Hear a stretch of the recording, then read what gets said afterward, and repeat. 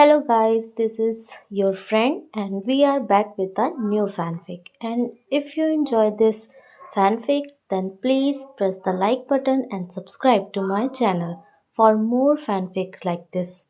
And now let's start the fanfic. It was one sunny day in the hidden village of the Leaf. Most villagers are busy with their own businesses. It was perfect as the others say, but to the one named Uzumaki Naruto, it was another part of the story.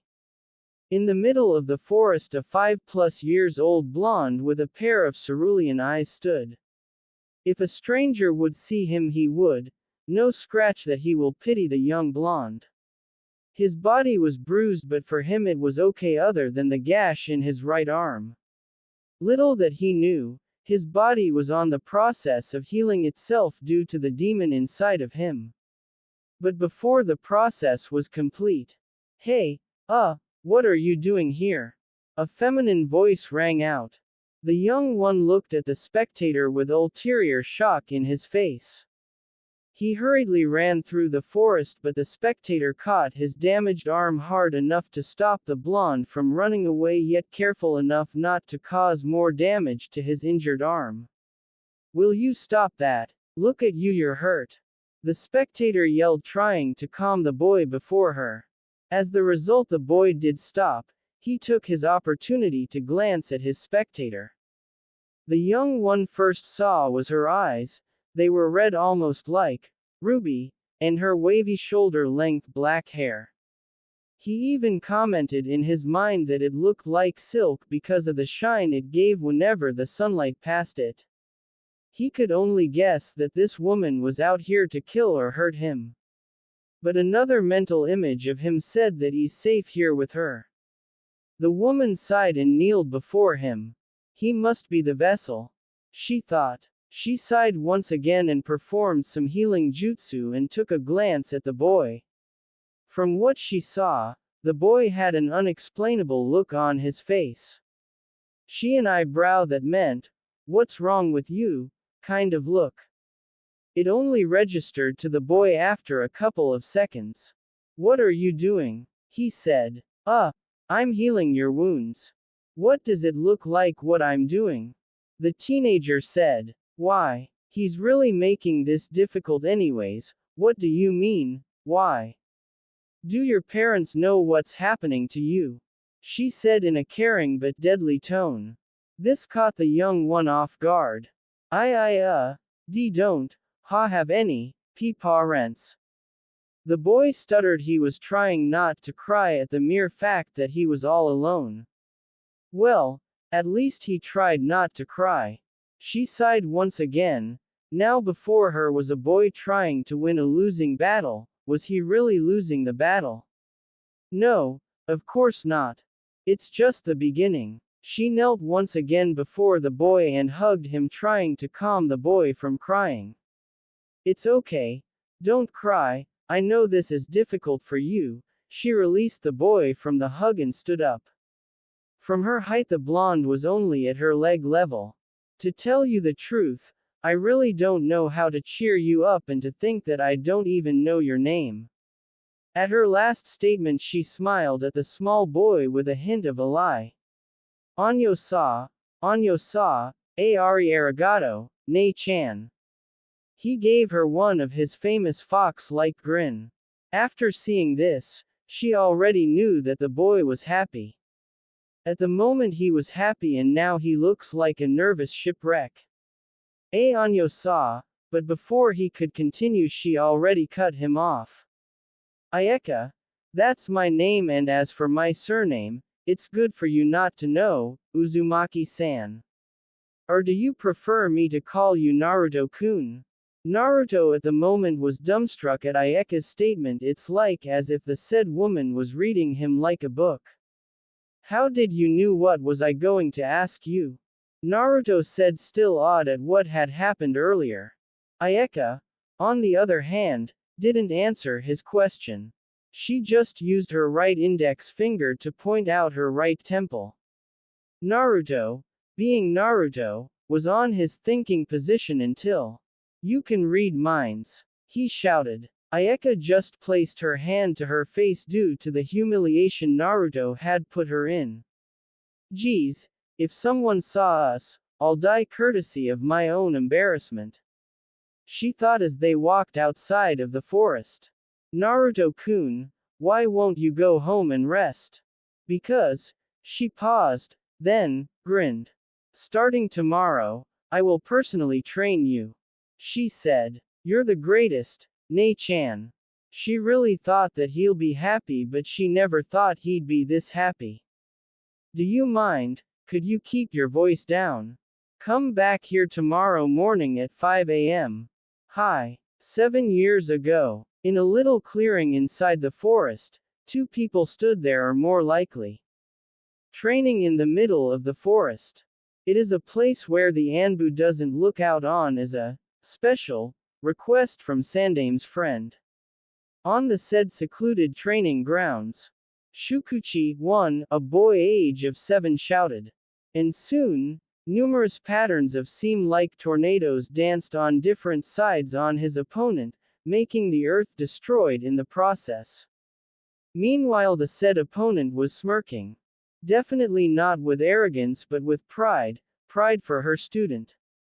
Okay, that's enough for today, she said. Today is your first day in the academy, right? She asked her student who was on the process fishing through his backpack.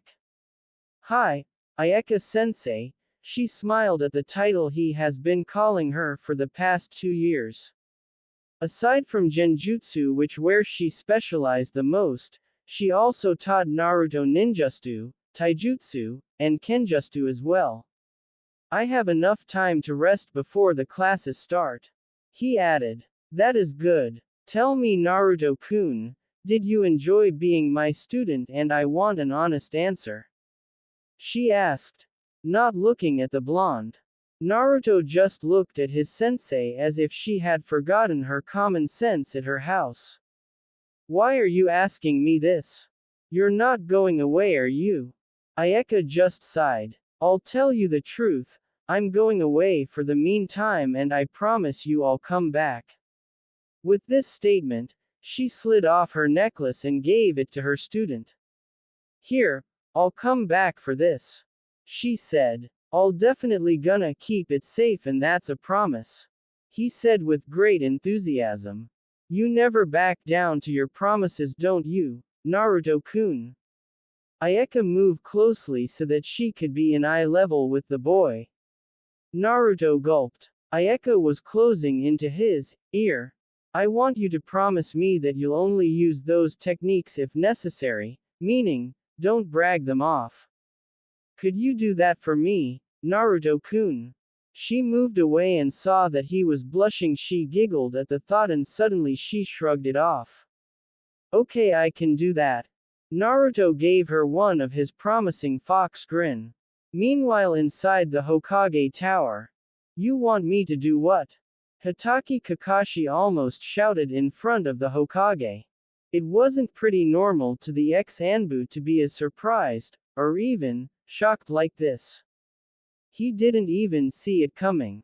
Kakashi, just think of it as returning a favor for your sensei, Sandame said. But Hokage-sama, what does sensei got to do with this? Kakashi asked. Sarutobi sighed, at least he could tell him, his friend's student. What I'm about to tell you will be kept only inside these walls, do you understand, Kakashi? The old man said. Surely, enough. Kakashi didn't know what was about to hit him. Of course, Hokage-sama. Good, Sarutobi replied with slight smile. Kakashi, I know you have participated with your sensei during the Kyuubi's attack. He saw the Junin nod. And I know that he sealed it in a newborn baby, Naruto. Quote, yes Hokage-sama, but, why does he, Naruto, have to live with me? Let me finish, Kakashi. From there Kakashi didn't interrupt the old man. You see, Kakashi, during that time it was impossible to find a newborn baby. So, in turn your sensei sacrificed his newborn son.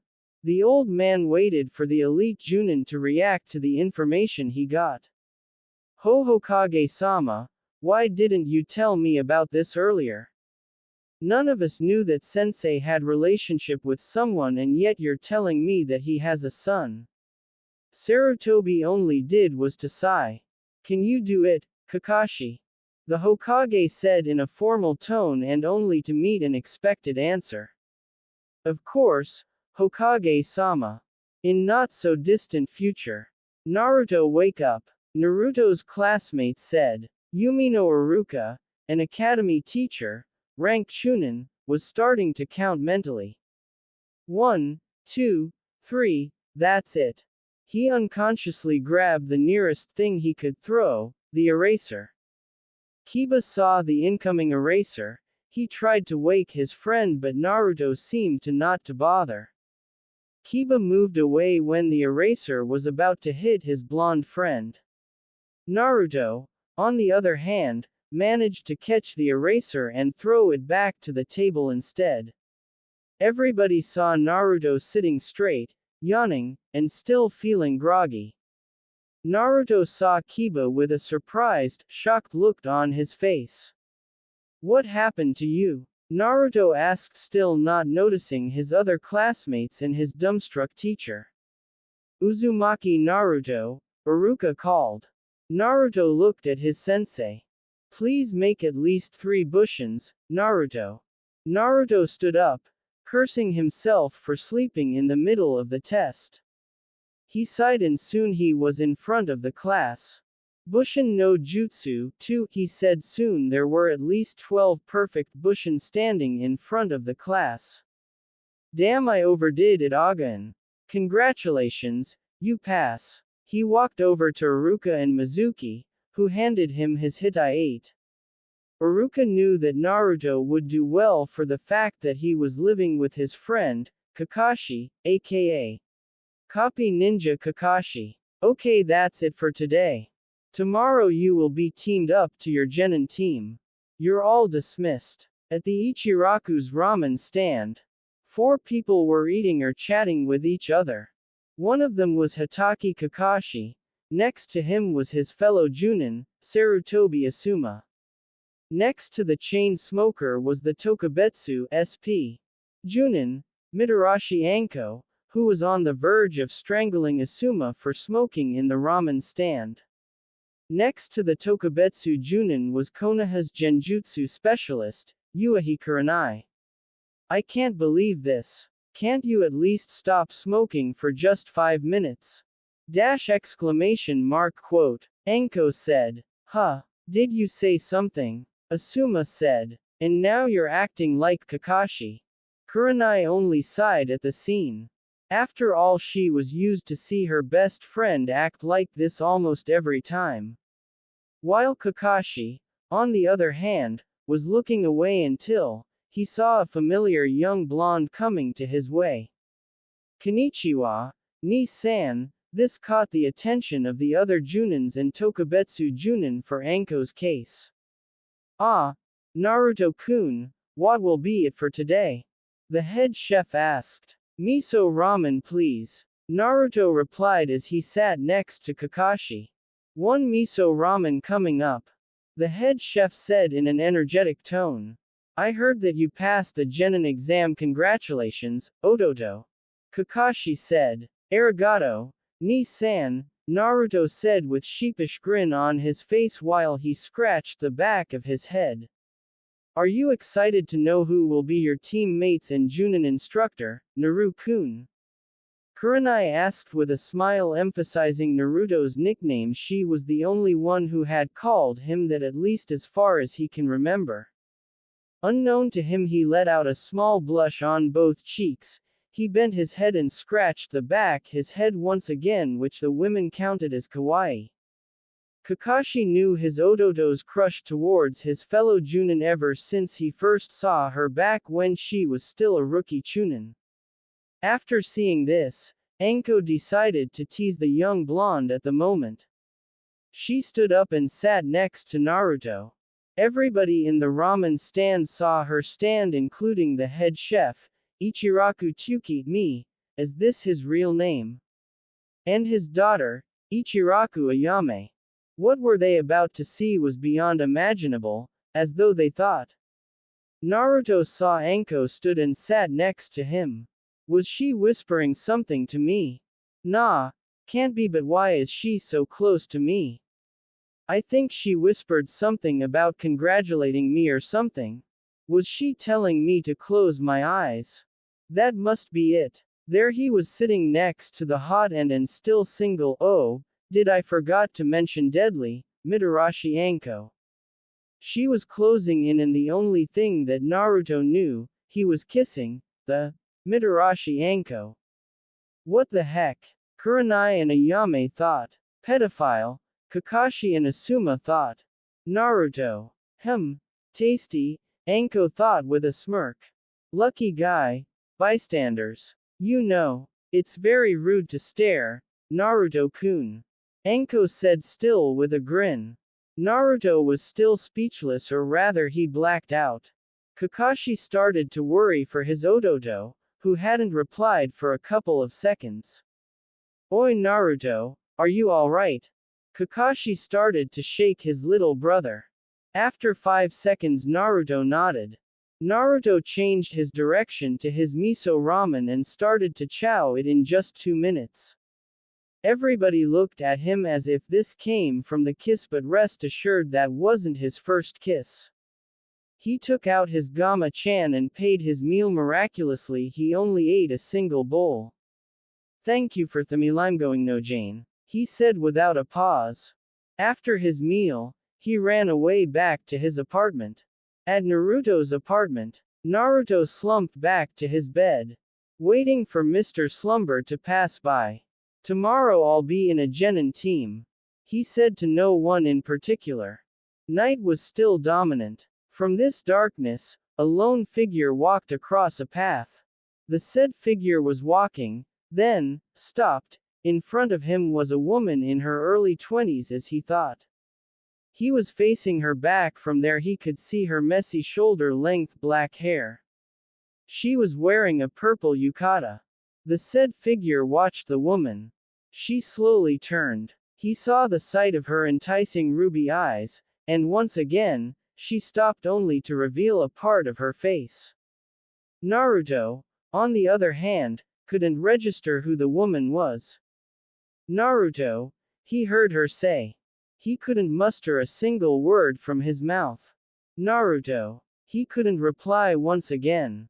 Naruto, again. Naruto, again. Naruto. What's going on? Naruto looked around only to find his friend Kiba staring at him. Kiba, what the heck are you doing? He asked. Naruto, must you sleep all the time I see you? Kiba asked. What is it to you anyway? Naruto asked. What do you mean? What is it to me? Care to notice, our team is still waiting for our sensei just like them. Kiba said, pointing out to Team 7, which includes Uchiha Sasuke, Haruno Sakura, and Aburame Shino. So what team number are we again? Naruto asked, looking innocent as possible. Kiba sighed. He had the urge to whack his friend off his senses while Hinata just giggled. The said dog user just focused himself to reply. We are Team 8, Hinata is also in our team, and do the things that I recently told you register to your mind. Kiba said slowly. Naruto chuckled at his friend. So how long have they been waiting for their sensei? He asked. 2 hours. Wait, did you just say, they? We, too, have been waiting for our sensei.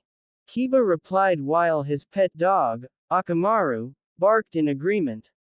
Naruto chuckled once again. Kiba and Hinata looked at him as if he'd gone crazy. They watched him form a tiger seal and said, Kai, and soon a blur from the wall came. I take it you're Team 8. A woman, probably around 20 years of age, appeared right when Naruto dispelled a genjutsu casted inside the room. Team 8, rather Kiba and Hinata, looked at their Junin sensei with surprised looks in their faces.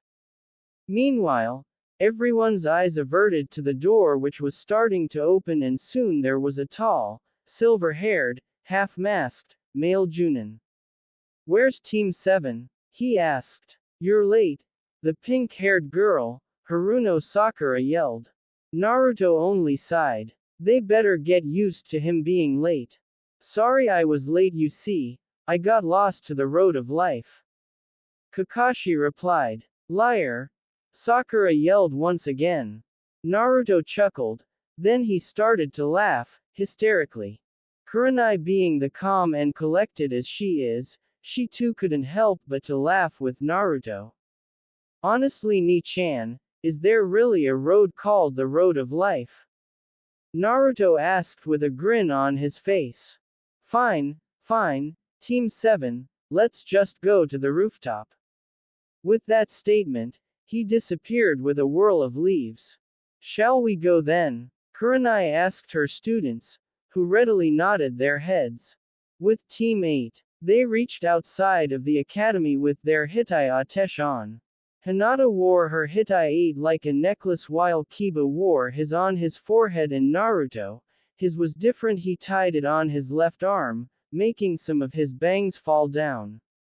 Kurenai looked at her students, from Kiba to Hinata and then to Naruto.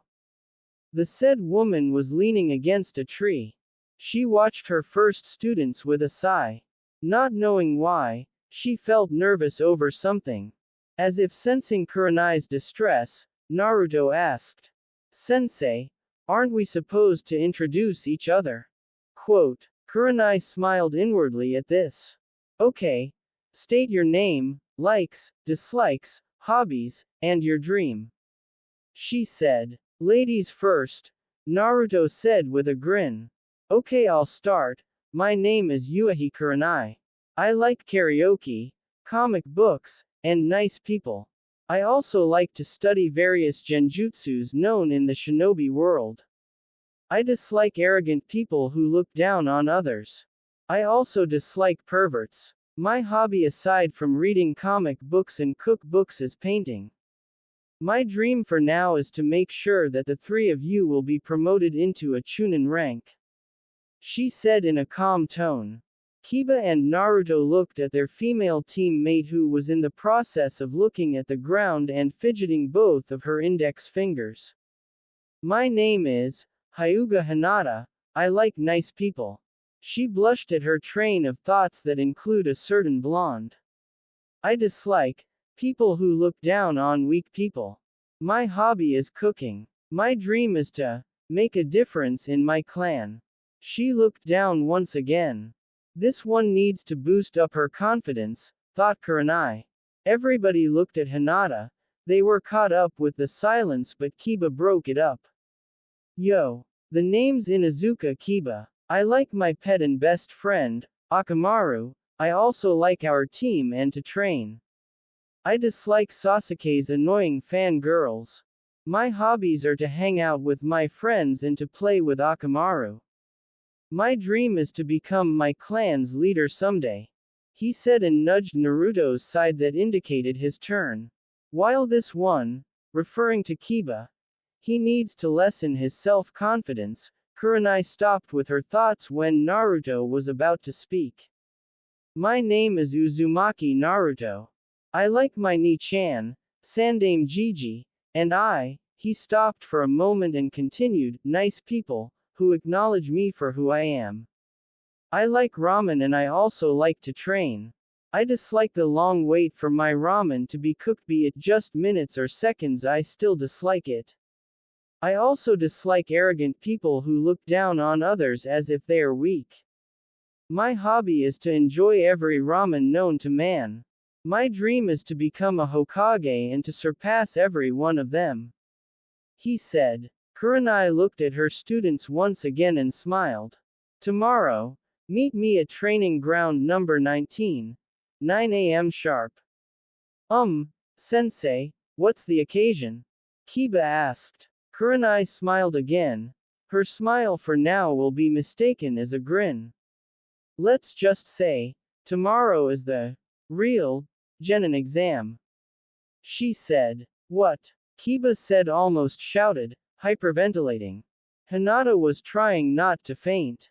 Naruto looked rather plain, as if he had expected this. After all, he had lived with Kakashi, who always taught him a handful of things. Tomorrow at training ground 19. 9 a.m. sharp. You're all dismissed, Kurenai said, but before Naruto could go, she called him right away. Naruto, she called. Yes, sensei. He walked next to her. I was quite impressed that you've detected my genjutsu a while ago. Not even Kiba with his dog or Hinata with her Byakugan had sensed me. You've passed an unofficial test, she said. Naruto couldn't help but to blush at her praise.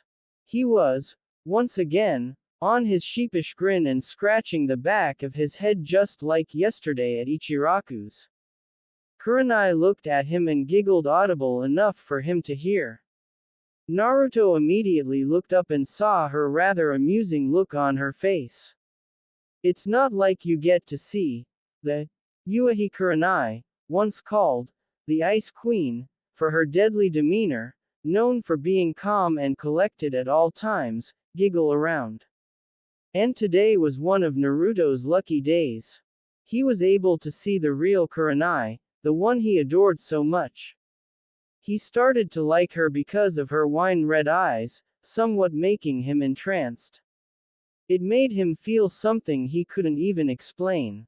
Gomen ne, Naru-kun, he heard her say. Kurenai-sensei, Naruto said, waving his hands in defense. I was wondering, did Kakashi teach you how to detect genjutsus? Kurenai asked the young blonde beside her. He didn't teach me how to detect it, he replied. Then how did you detect through my genjutsu? She asked, quite surprised. How can someone beat my genjutsu so easily? It's kind of weird actually. Kurenai raised her eyebrow. Well, you see, when everyone left except Team 7 and our team, I saw something blurry, and the rest I guess you know what happened. He said. Anyo, am I dismissed now? He asked in unnatural low tone. Of course, you may go now, Kurenai said. She stood there watching her students retreating back. I saw something blurry, and the rest I guess you know what happened. It rang through her mind again, looking deep in thought. The Genin exam, training ground number 19, was something Kiba would say, comfortable. There was a clearing in the middle, obviously for training or sparring purposes, while it was surrounded by several trees since they were almost at the edge of the forest. From their spot, they could see a waterfall that was connected with a lake. Surely enough, this was comfortable. 3 genins sat on a log while waiting for their sensei.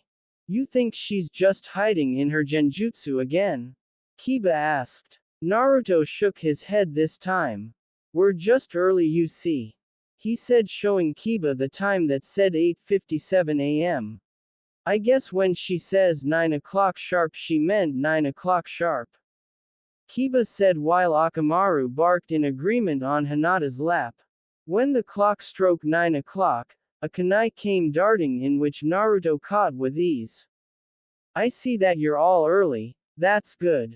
A female voice rang. Team 8 looked at their sensei, who was walking towards a tree stump and placed an alarm clock which was set on 12 o'clock noon. As you can see, I have 2 bells here with me, Kurenai said as she held out 2 dangling bells. She tied it at her waist pocket and continued. Each bell is meant for one and only one genin. Before she could continue, Kiba cut her off. But Kurenai-sensei, there are only 2 bells, he said. That means one of you will have to go back being an academy student again. Kurenai replied to her currently paled students. Get these bells to me with an intent to kill. Get this to me before your time run out. With her last word, Team 8 was nowhere to be seen. Near up to the trees, 3 genins were hiding from their sensei. Any plans? The boy with a fury jacket spoke. Okay, listen up, here's the plan, the blonde boy said. Once they were finished, the boy with a fury coat jumped down. Looking ever so confident, Kiba stood 10 meters away from Kurenai along with his dog, Akamaru, who was in his jacket. Do you happen to know what you are doing? Kurenai asked. Kiba, acting so, placed his dog Akamaru on the ground. Me and Akamaru will take you on. He pointed towards Kurenai direction. Kurenai could only sigh at this. There goes my first test. Wait, where are the other two? Kurenai pondered. She saw Akamaru turned into an exact replica of Kiba while the real Kiba shouted. Gatsuga. Kurenai quickly sidestepped away. She cursed herself at how the Inuzukas were quite good whenever they fight with their dogs. Kurenai quickly jumped when the real Kiba charged at her way. But her luck was not on this day. In mid-air, Kurenai was still struggling with both Kiba's and Akamaru's attacks. She tried to turn, but she only came face to face with a white blur. Kurenai felt some of her tenketsus were being closed, causing her unable to move in mid-air. She could see herself falling and her opponents gone, at least that's what she thought until she heard someone shouted. Suoro no jutsu. Soon she was inside of a bubble-like prison breaking her fall. Kurenai looked at her jailer, Naruto, who was being accompanied by Kiba, who was placing Akamaru in his jacket, and Hinata, who was holding the bells. Naruto released his hold and Kurenai was free. She looked at them and sighed. You three, pass, she said, which earned a few cheers from the official Team 8. Naruto, she called out. Yes, Kurenai-sensei. Were you the one who thought of the strategy a while ago? She asked, which was followed by a nod. I see, you'll be the team captain, you earned it. She said. Naruto was speechless. It was like the ramen suddenly spoke and said, take me. It took him 3 seconds to come back to reality due to Kiba's constant poking. Huh, Naruto said. Kiba sighed while Kurenai and Hinata giggled. We're going to Ichiraku's to celebrate. You're not just going to stand there, are you? Kiba said. Of course not. Naruto was back within a nanosecond. The moment he heard Ichiraku's, which lead to ramen and more ramen, he hurriedly ran at Kurenai's side. Anyo Kurenai-sensei. Naruto couldn't finish his sentence, but instead he took out Kurenai's kunai to give it back to her. Oh, you can keep it, she said. Arigato. Naruto smiled sheepishly and scratched the back of his head. Hinata was looking at Naruto, then to her sensei. There was something different between the two that she couldn't put her finger on it. She never saw Kurenai-sensei act like this whenever she ran into her. To her, Kurenai-sensei was cool, calm, well collected, always serious, and sometimes noxious whenever it calls for it. Then her thoughts turned to Naruto. Well, to her, Naruto was her idol, being the loudmouth and carefree as he is. Truth be told, he was still her idol. His bright colors made her feel the things, to her, that was unattainable. Hinata, are you okay? Naruto asked as he waved his hand in front of her face. Hinata was so deep in thought, she didn't even notice Naruto's face in front of her saying something to her. She immediately blushed after seeing him in front and close to her. Hinata, are you okay? You look kind of red, Naruto said as he gently placed his palm to her forehead, which made her more flustered, and next to her was history. Hinata fainted, but thankfully Kiba was there to catch her fall. At Ichiraku's. Currently, Ichiraku's was jam-packed by Team 7, which consists of Haruno Sakura, Uchiha Sasuke, and Aburame Shino. They, too, passed their test, much to Kakashi's dismay, since there were rumors that Kakashi always fails his genin team. And there was Team 10, which consists of Yamanaka Ino, Nara Shikamaru, and Akamichi Choji. Kakashi was about to turn the page of his orange book when suddenly he winced. Losing his concentration in reading, he turned to see his student, Sakura, fighting Asuma's student, Ino. It was something about who should sit next to their precious Sasuke-kun. Asuma was about to light his fourth stick, but when he saw a familiar Kunoichi enter the restaurant, he immediately put it away. He didn't want to remember the things Anko did to him and his precious cancer sticks. He immediately winced in the memory.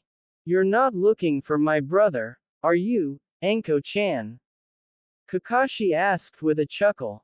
"What if I am? What are you gonna do about it, Kakashi-kun?" Anko said with a sly smirk on her face. Kakashi hadn't got any time to answer when the door suddenly slid open, revealing Team 8. Asuma was about to say something, but when he saw Anko's eyes lit as if they were blazing, he immediately shut his mouth. "Hey Naruto-kun, we were just talking about you," Anko said, walking in front of the blonde. Everybody was looking at their direction while the ones that didn't know what happened yesterday were curious, like, how did Naruto knew her? Something like that, while the others looked frantic until, "Hey Naruto-kun, what will be it for today?" Ayame said, audible enough for everyone to hear.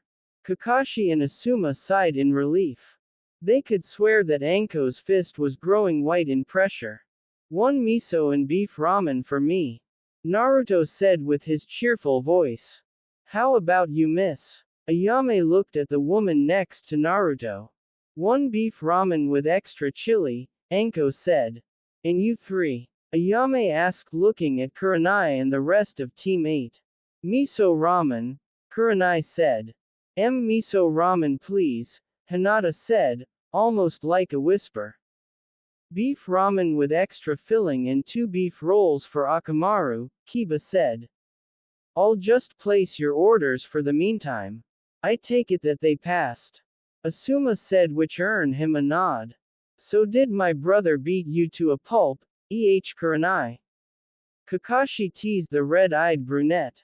Kurenai only glared at him. "Ni-chan," Naruto said, giving his Aniki a warning. But before they could continue, their meals came. "Here are your orders," Ayame said with a smile.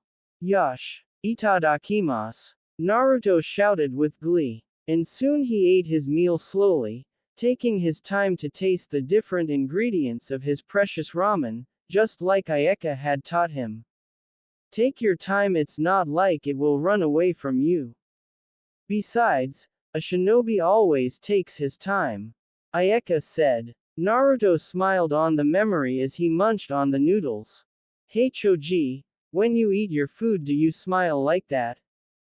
Kiba asked, pointing at Naruto. Quote, "Guess not," Kiba said. He was still looking at Naruto, who was smiling after he finished his miso ramen. By the time he ate his beef ramen, his smile faded away. "Maybe it's the food or something. I usually got that expression whenever I like or don't like the food being served to me," Choji whispered to Kiba. "That was delicious, old man," Naruto said as he patted his full stomach. Little meeting. Once Team 8 was done eating, they left the ramen house for a little meeting. Late noon, they were currently at the park. Kurenai was standing in front of them while Hinata sat on the left side of the swing and Kiba was on the right. Naruto, on the other hand, was leaning on the left side of the swing.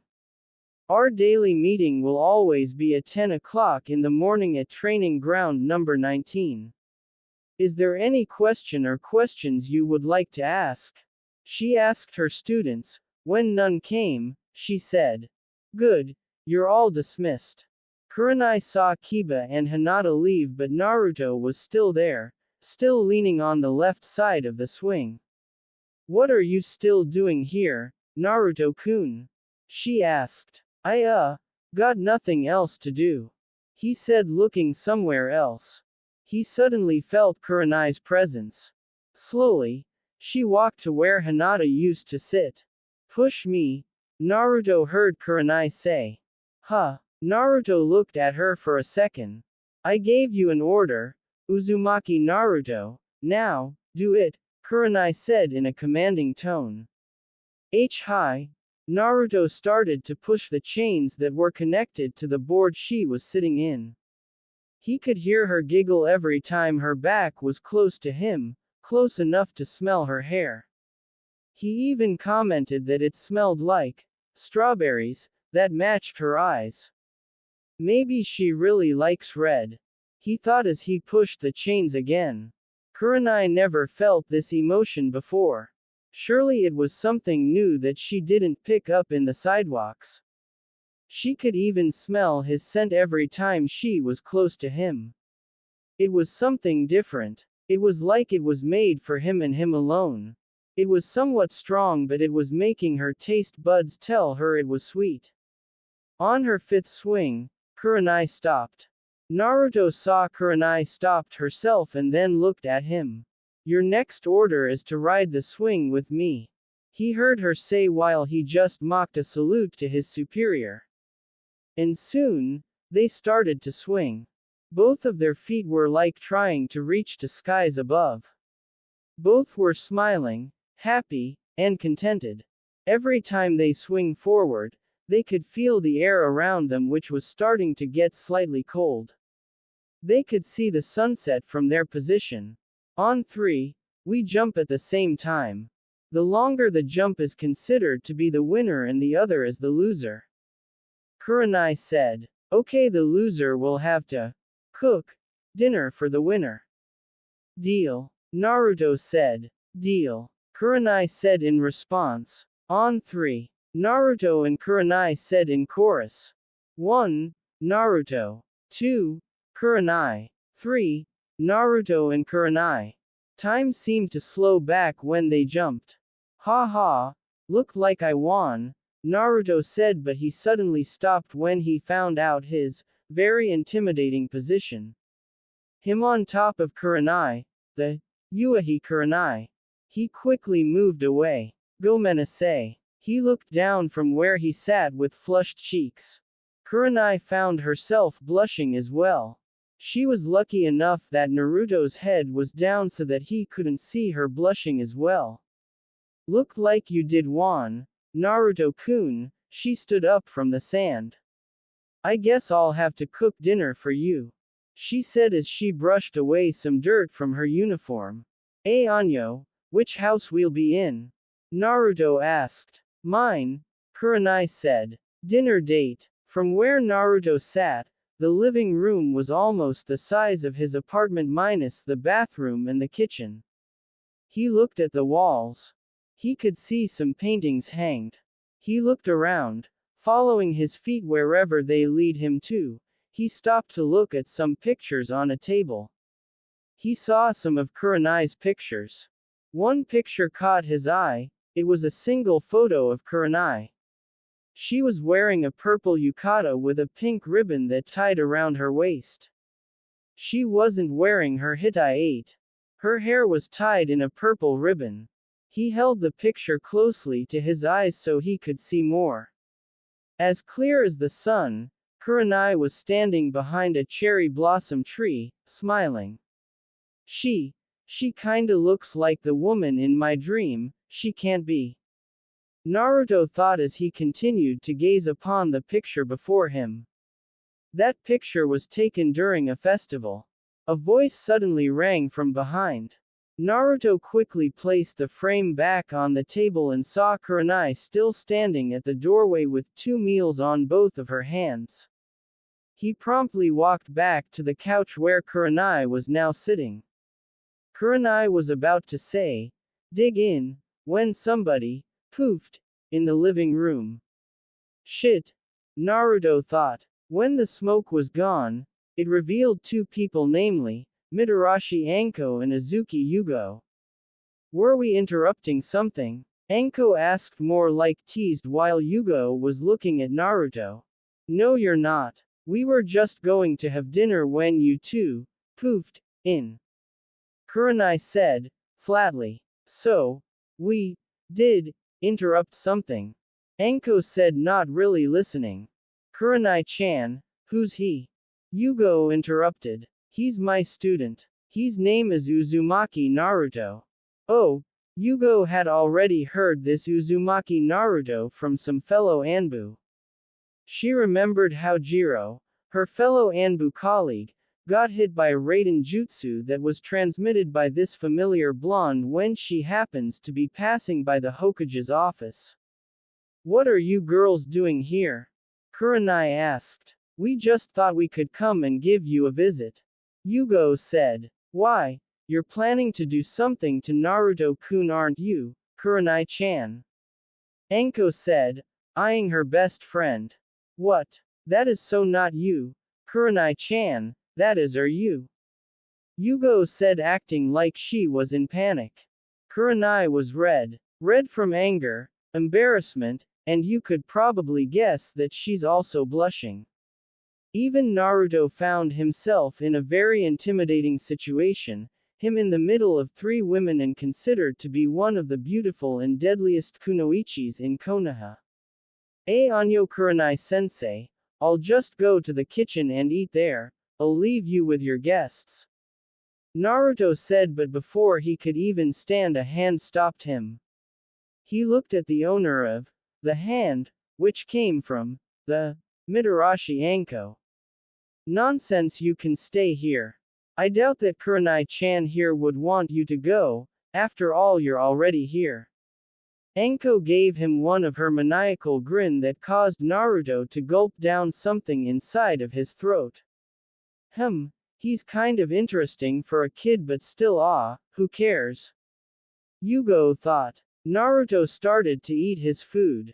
He didn't even notice the stares being given to him by both purple-haired kunoichis while Kurenai was eating and glancing at Naruto, then to Anko and Yugo.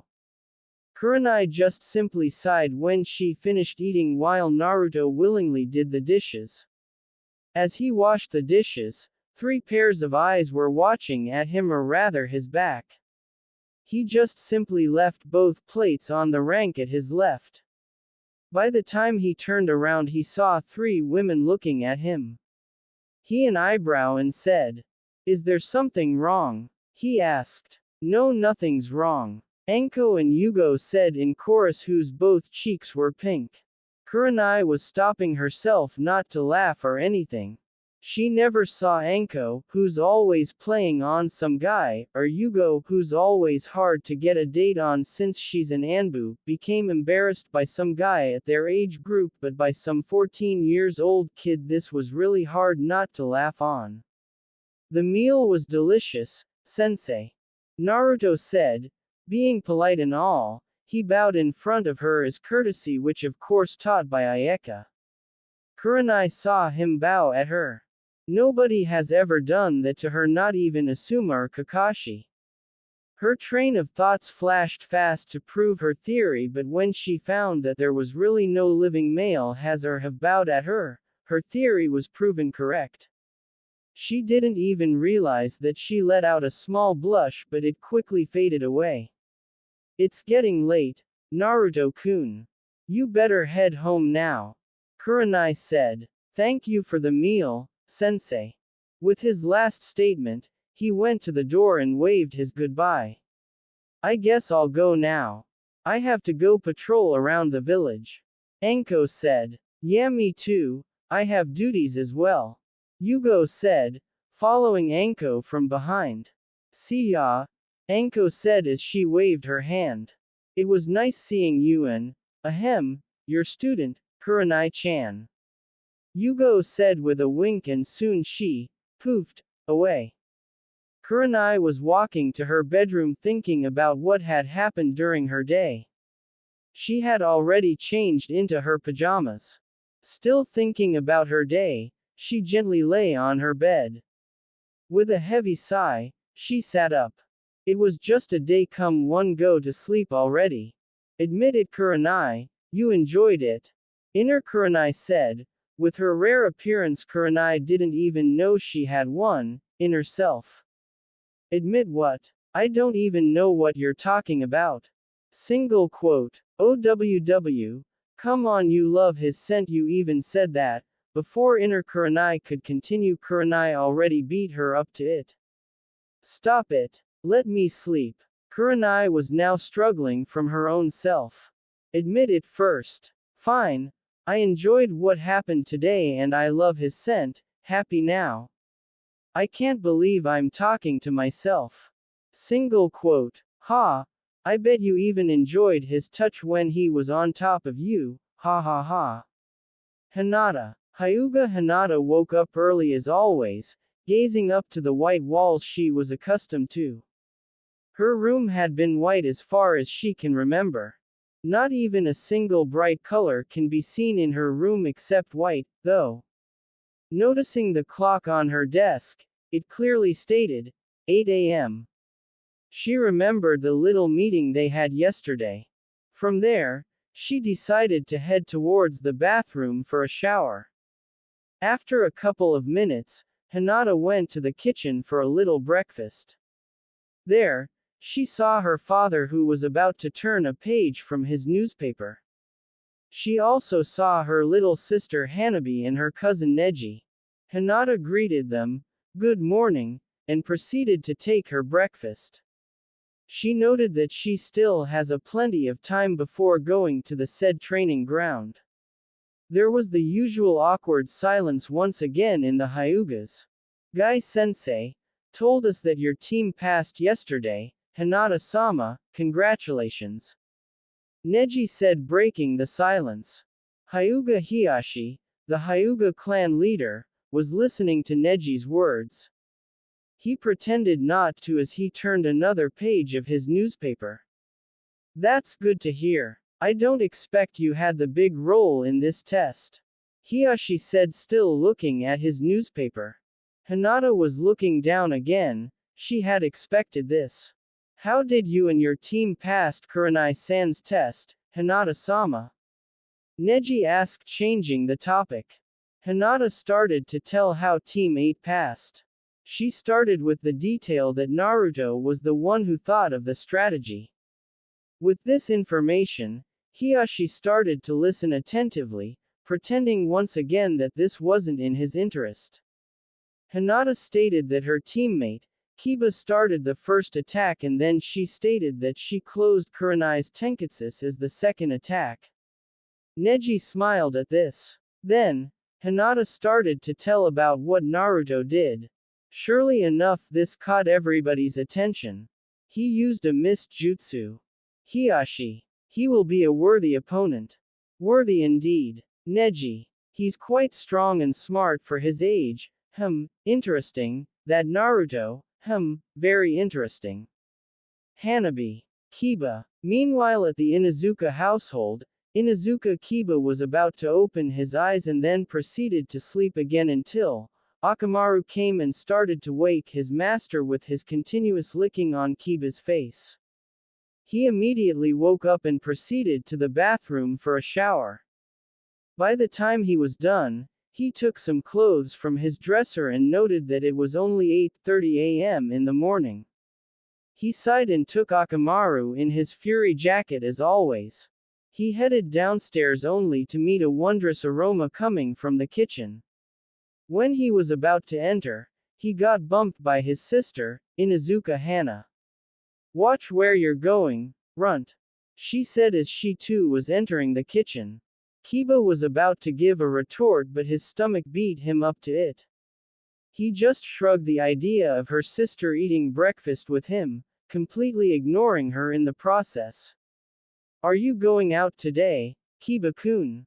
Kiba's mother asked. "Hi," he said. "So, you actually passed your Junin instructor's test?" Hana said, almost disbelieving. "Actually we did," Kiba shot back. Kiba's mother only sighed. She was about to witness another verbal battle between her daughter and son. "I bet you had the little role during your test, runt," Hana said, teasing her little brother. Kiba was growing red in anger until his mother broke the upcoming retort. "Care to tell us how you and your team passed, Kiba-kun?" Kiba's mother said loud enough for them to hear. Kiba narrated what had happened yesterday. He started to tell that Naruto was the one who thought of the plan. Everybody chuckled when he said that he boasted off telling that he can take on Kurenai. Then, he was suddenly interrupted by his sister. "Ha, I knew you were only a distraction," Hannah said. Kiba's eyebrow twitched while his hand, or rather his fist, started to crumble like mad. Kiba's mother just sighed and said, "What happened next, Kiba-kun?" She said, changing the topic once again. "As I was saying," he started again, giving them the detail that Hinata closed Kurenai's tenketsu and the next was left to Naruto. Naruto used this sweet ninjutsu to catch Kurenai-sensei. It was sway. Kiba was thinking of the jutsu Naruto used to catch Kurenai. Suoro no jutsu, Kiba's mother finished his sentence. "Yeah, that's the jutsu," Kiba said as he ate his breakfast. Unknown to him, two people were left thinking about the sudden information they've received. Suoro no jutsu, quite advanced for his age. I wonder if he could do more. Interesting, maybe I could go and take a little visit. Hannah. Naruto. Meanwhile at Naruto's apartment, Naruto clad in his usual clothing, his orange jumpsuit. He started to prepare breakfast. After making 2 sunny side-up eggs, 2 bowls of heated ramen, and a big bowl of rice, he placed the food on the table until food. Kakashi entered the apartment like a starved man with droopy eyes. He went straight to the kitchen where Naruto was. Naruto sighed as he saw his Aniki, who had a droopy face, then suddenly turned to an amusing look. Naruto hated that look. Whenever he saw that look on Kakashi's face, it meant trouble for Naruto. He could see his smirk under his face mask as if the said thing wasn't there. They both sat opposite to one another. They've been like this when Kakashi found out that Naruto can cook. He even asked his Ototo where did he learn it, though Naruto just always changes the topic. "I was on patrol last night," Kakashi started. "Oh," Naruto said, looking at his ramen. "Aren't you going to ask me where?" Kakashi said, smirking under his face mask. At this point, Naruto dropped his chopsticks.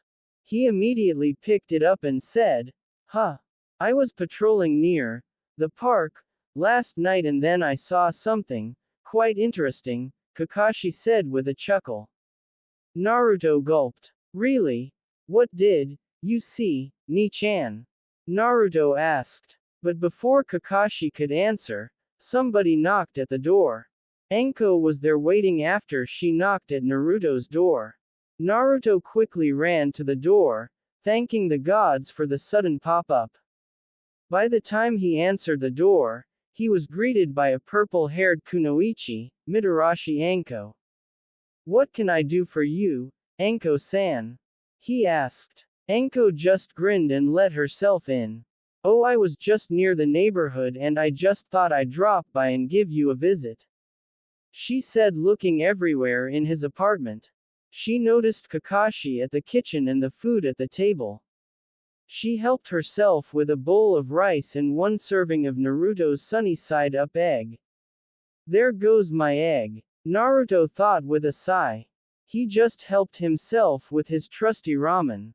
Once he was done eating, he told Kakashi that he was going to meet his teammates about something that he didn't know, and with that statement he left his apartment. Enko stood and proceeded to clean the dishes she used, leaving a dumbfounded Kakashi.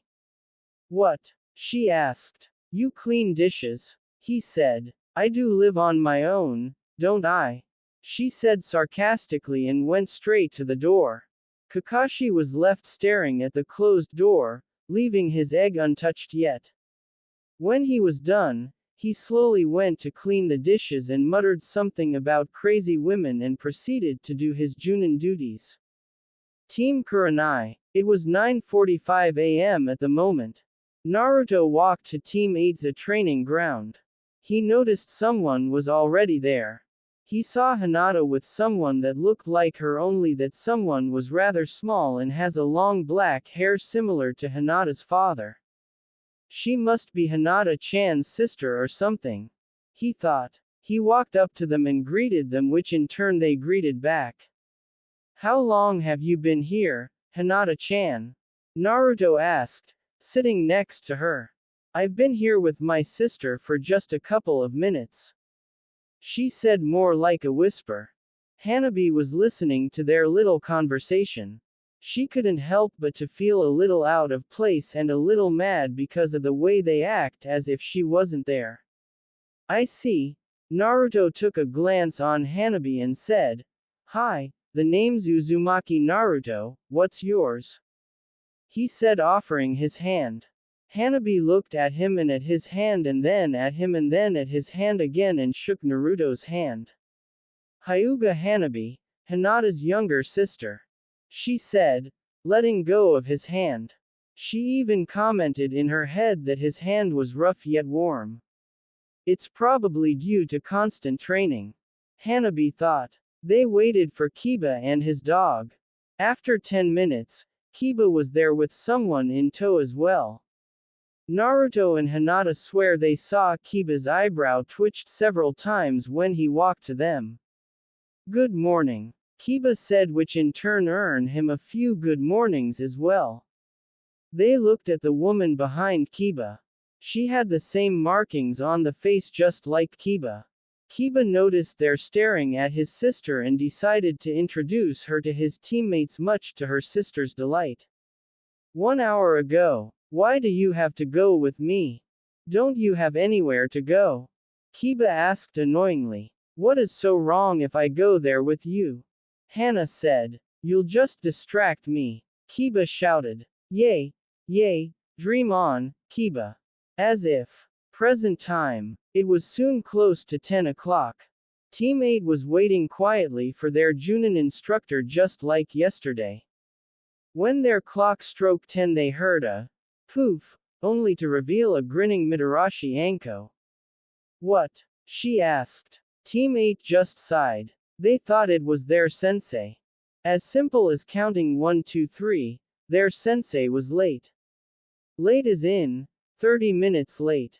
When Kurenai came, she was clad in her Junin uniform, and still droopy. She had the surprised look when she saw the new additions, namely, Anko, Hana with her dog, and Hanabi. Slept late, Kurenai, Anko said as she gave a pat on Kurenai's back. Wonder why, Anko added while she rubbed her chin, acting like she was deep in thought. Kurenai didn't answer. She remembered herself battling against her inner self and was now blushing. She kept her head low so nobody could see her flushed cheeks. Anko was looking at Kurenai. She started to giggle that turned to a hysterical laugh. Stop it, Anko-chan. Team 8, let's just go and take our first mission. Kurenai left, followed by Naruto, Hinata, and Kiba with Akamaru. Anko stopped laughing when Kurenai left along with her team, while Hana was wondering what's up with Kurenai. Hanabi, on the other hand, was left once again. She just helped herself back to the Hyuga compound. Mission. Currently, the administration's office, aka the Hokage's office, was quiet, damned quiet in the workers' opinion. In the middle of the room was an old man. Preferably, all ninjas looked up to this old man, aka the Sandaime Hokage of Konoha. The Sandaime was with a chunin named Yumino Iruka. They were currently fixing some load of paperworks and mission reports. They heard a knock on the door and immediately the Hokage said, "Come in." Soon there was an orange flash came barging in, followed by the rest of Team 8 with their Junin instructor. "Hey Sandaime Gigi, we want our first mission and make it interesting," Naruto said with great enthusiasm in his tone. "Interesting mission, huh?" Sandaime said with a chuckle. "Okay," he added as he went through some mission scrolls. When he found one D-ranked mission he gave it to Kurenai. You should take your leave soon, that mission is rather long to finish. It might take you a week or two. Sandame said as he gave a wink on his statement while Kurenai noticed the Sandame's wink. She immediately excused her team to do their interesting mission just like what the Sandame said. Nay, sensei, what does it say? Do we get to save someone, stop an assassination attempt, or stop some rogue bandits? What is it, sensei? Naruto asked. Nope, she replied. Just follow me, she added, which all three genins just complied. Shortly, they were in front of a house. It wasn't big, neither it wasn't small either. It has a fence in the front that serves as the front gate. It also has a garden in the front of the house to give a little decoration. When the said old man saw the hired ninjas, he greeted them promptly. Immediately, the old man separated the three genins.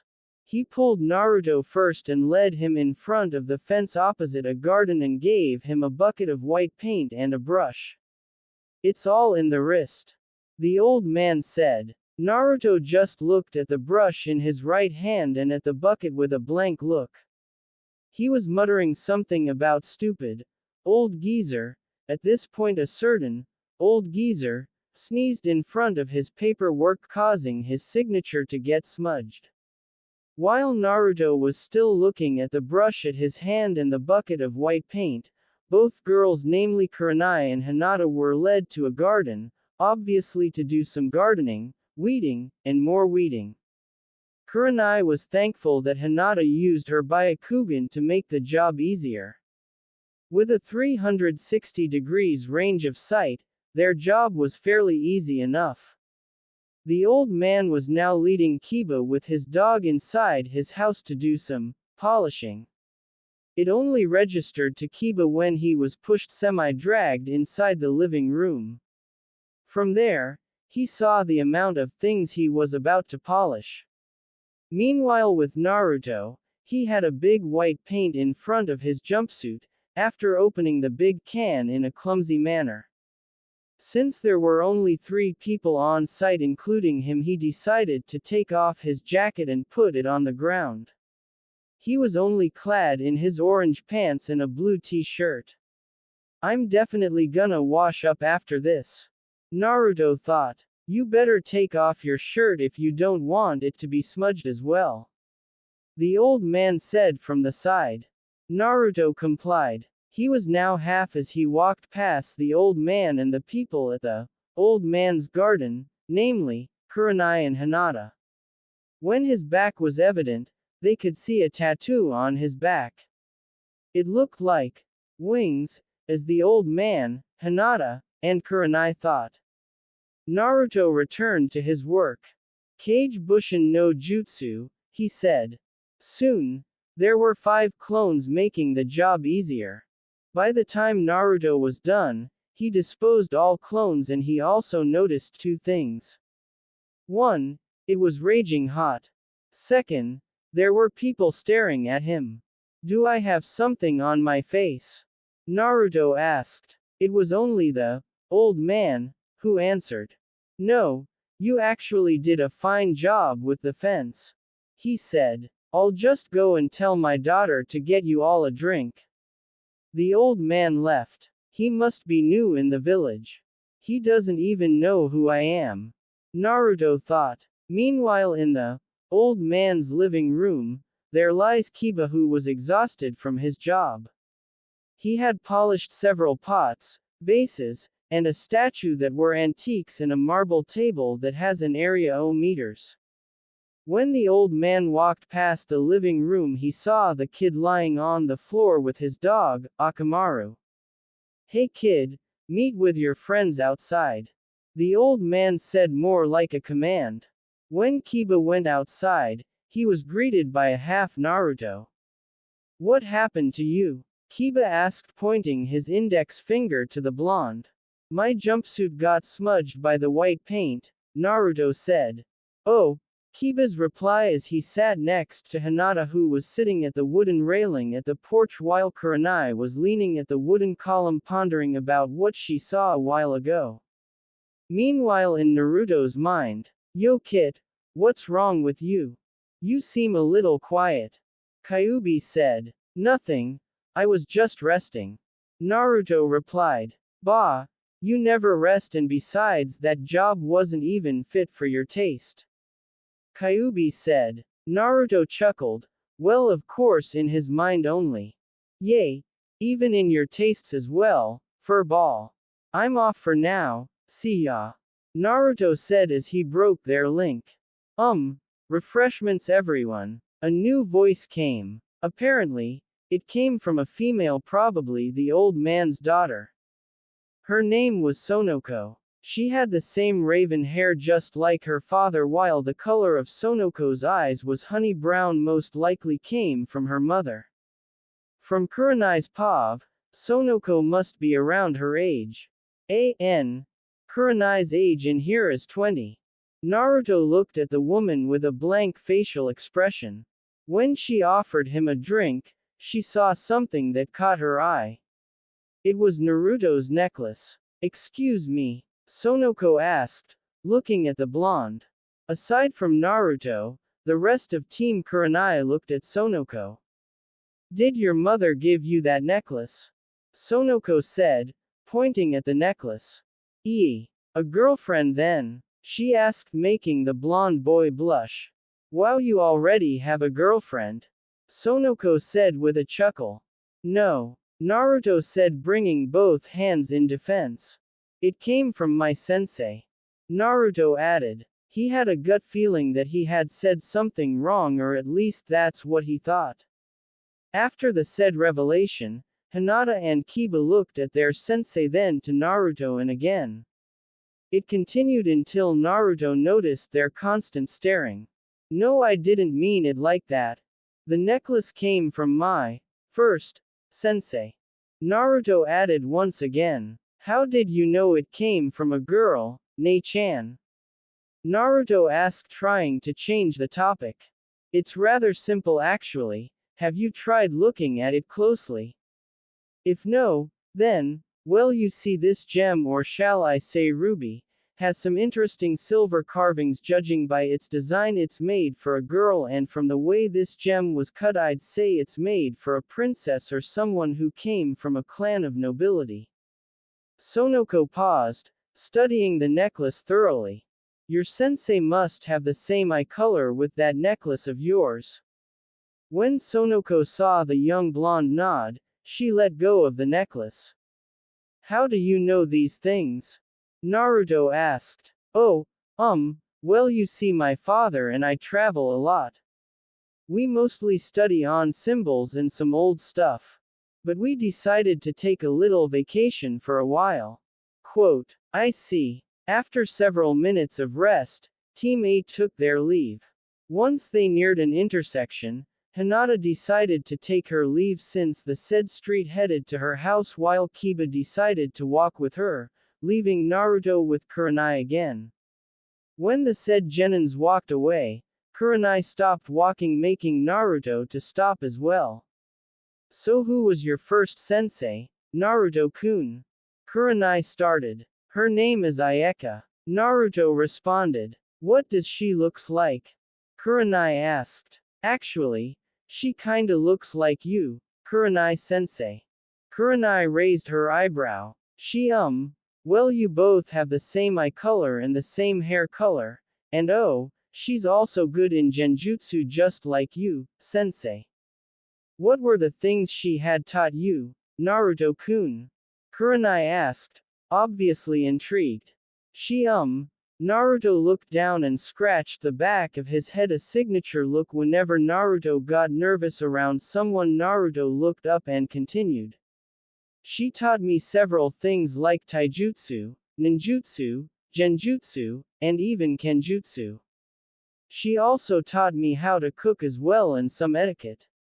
Also some things that I didn't know the purpose of it. She just said that it's to keep my emotions in check or something." Naruto said, scratching the left side of his cheek with his index finger. I see. So when you made that deal, you were ready for the consequences. Kurenai said. Whoa yay. Kind of, Naruto said as he scratched the back of his head. Kurenai sighed, yet she smiled inwardly. I have to go to the Hokage's office for our mission report. Goodbye, Naruto-kun. With her last statement, she poofed away to the Hokage's office.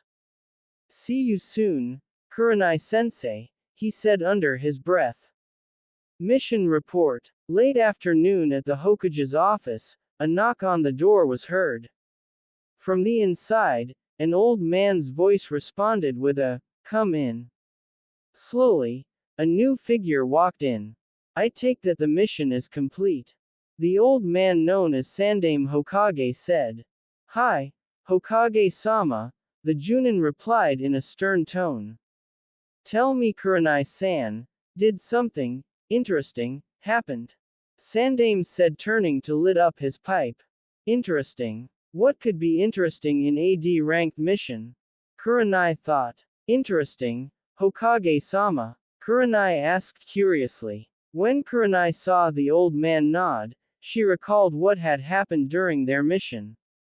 Well, if I may say, it's kind of disturbing and somewhat interesting as well, Hokage-sama. Kurenai said. What was the interesting part?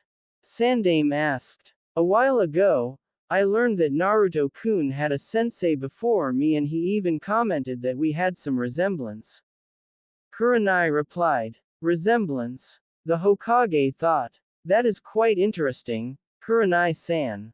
Now tell me, what was it that disturbed you? Sandame asked. It concerns on Naruto-kun, Hokage-sama. Well, by chance me, a villager, and also the rest of my team saw Naruto-kun's back. He had a tattoo that looked like wings on his back. It's as if he has wings on both shoulder blades, Hokage-sama. So it has begun. You should have seen it, my friend. Sandame thought, making him deep in thought, not even hearing what was Kurenai was saying. Hokage-sama, Kurenai asked, bring back the old man away from his train of thoughts. Kurenai-san, tell me, has Naruto-kun told you something about his vision being blurry? Sandame asked. Kurenai was curious to where was this discussion would lead to. Yes, he did, Hokage-sama. She said. When did it happen, Kurenai-san?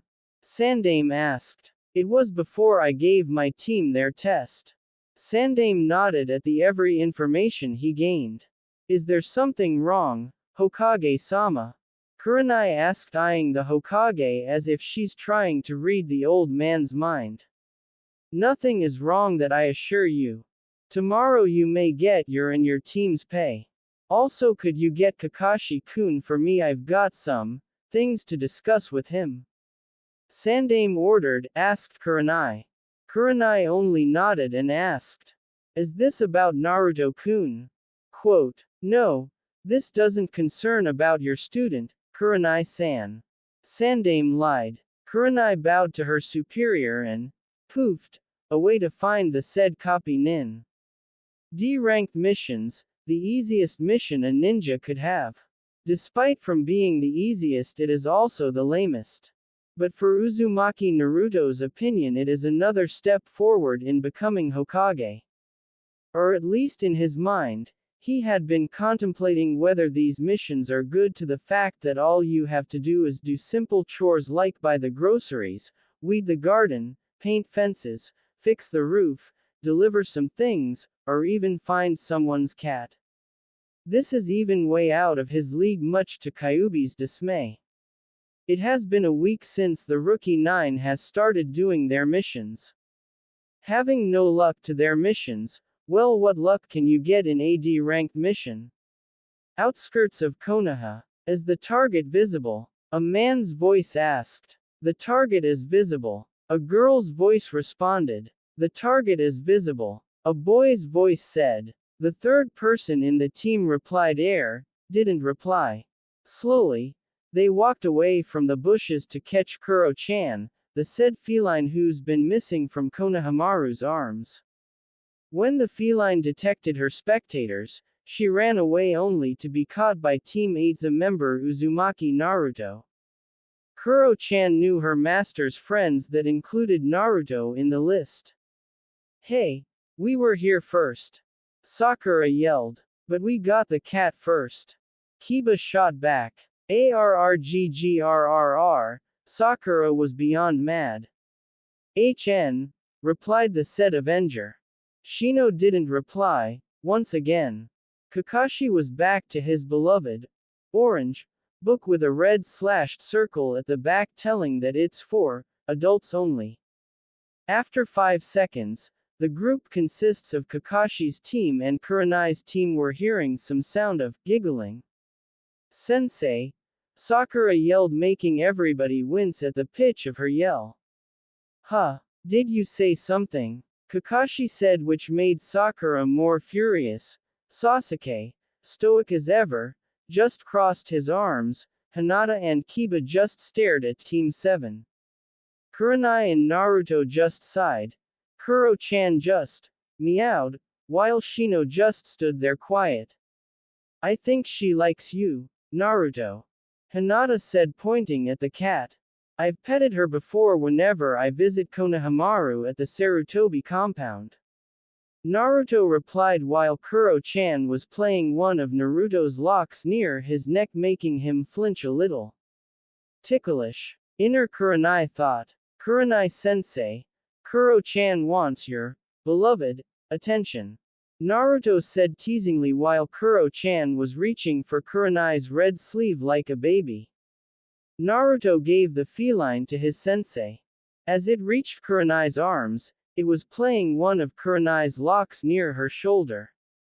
When this was happening, everybody was watching in every detail, not giving a damn about what were they seeing, since it's in the nature of the felines to play around as always. But in Kakashi's perverted mind, it had a different aspect. Oi Naruto, it's early you two to have babies. Kakashi said. Naruto raised an eyebrow. Babies, he said and took a glance on Kurenai, who had a flushed pink cheeks, while Kuro-chan meowed. Ni-san. Kakashi laughed at his ototo. Ma, let's just go to the Hokage's office to report back our mission. Kakashi said. Wait, did you just say our mission? Does it include them as well? Sakura pointed out. Kakashi simply nodded and said, this is a joint team mission. Quote, a joint team mission, Sasuke repeated. And now, he tells us. Sakura said. Hokage Tower, one of the most peaceful places in Konoha, especially during noontime. Most workers were doing their respective duties. Some were chatting about where they could hang out after work hours. Others were bushed out due to stress, wanting to get away from all the strain. Let's take for example, our beloved Hokage, who already finished a tower of paperwork in a record time.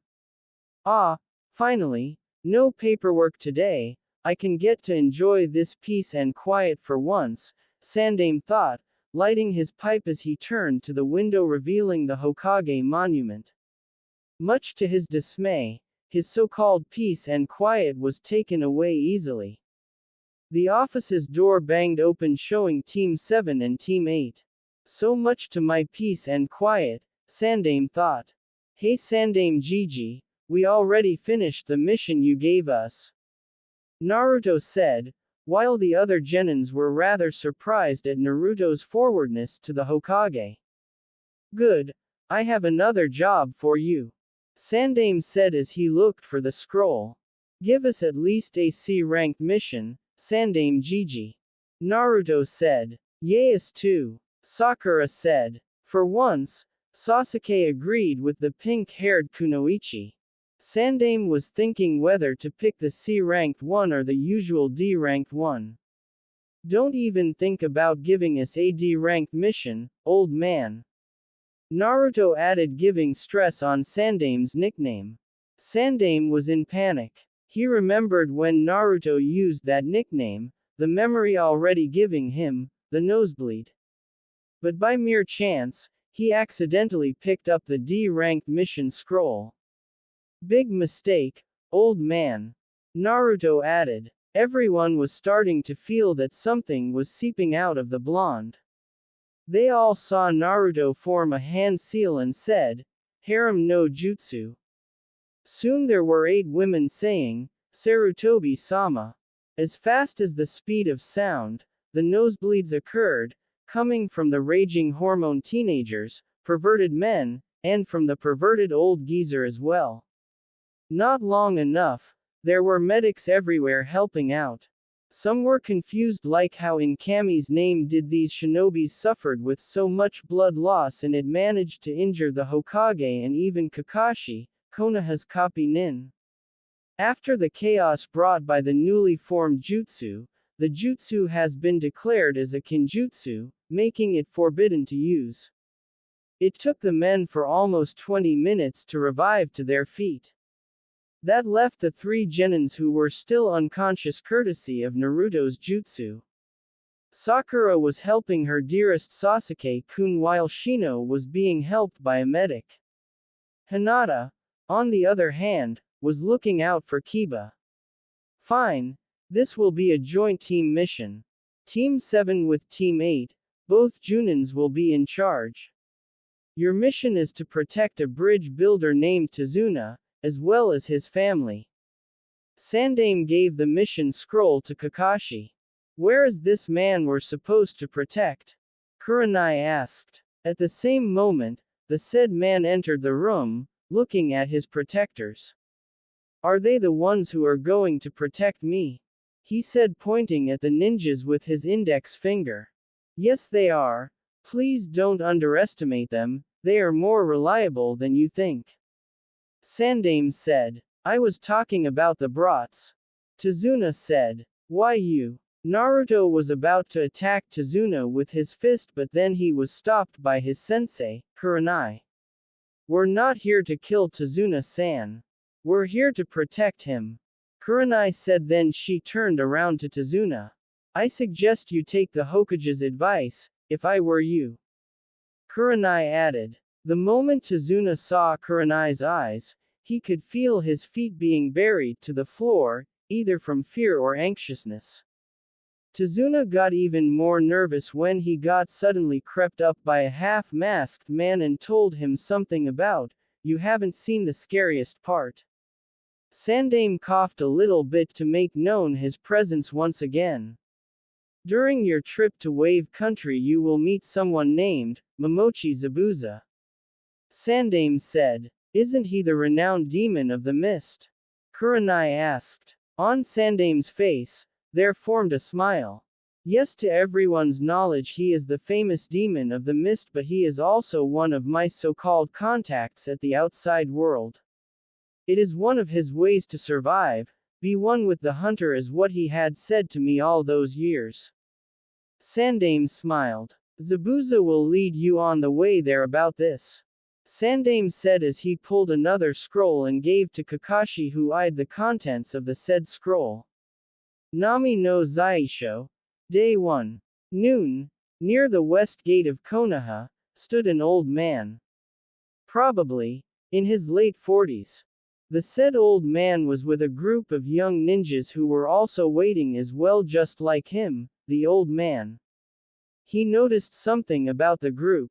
1. There was a pink-haired girl who was fawning over this raven-haired boy who was crossing his arms ignoring the pink-haired girl. 2. There was this weird-looking boy playing with his dog. 3. There were 2 silent kids. The first one was looking down while the other one was different. Tazuna couldn't even tell where he was looking because of his deep-shaded sunglasses. 4. Lastly, Tazuna noticed that he was being watched. He turned around to see who was staring at him, only to find the same blonde-haired boy who was about to attack him earlier. After 10 minutes, they all heard a poof. When the smoke dissipated, it showed Team 8's Junin instructor, Yuahi Kurenai. She asked if Kakashi had showed up, but when Kiba said that he saw the copy nin entering a bookstore on his way to the gate, everybody swear they saw an imaginary vein popping out on Kurenai's forehead. The vein popping only stopped when Kakashi showed up with a new edition of Ayeka Paradise. Yo, let's go, Kakashi said behind his new, orange, book. The next thing they knew, they were walking away from the west gate. Kakashi with Shino on the front, Sakura ogling over Sasuke at the back of Kakashi and Shino, Hinata with Kiba at Tazuna's side both left and right, respectively, while at the back were Naruto and Kurenai. As they all walked, none gave a damn about the puddles on the ground, but Naruto did. Kurenai saw the ones at the front stopped walking, especially Kakashi. She too stopped and saw Naruto standing in front of numerous abnormal puddles. The next thing they saw was a blur.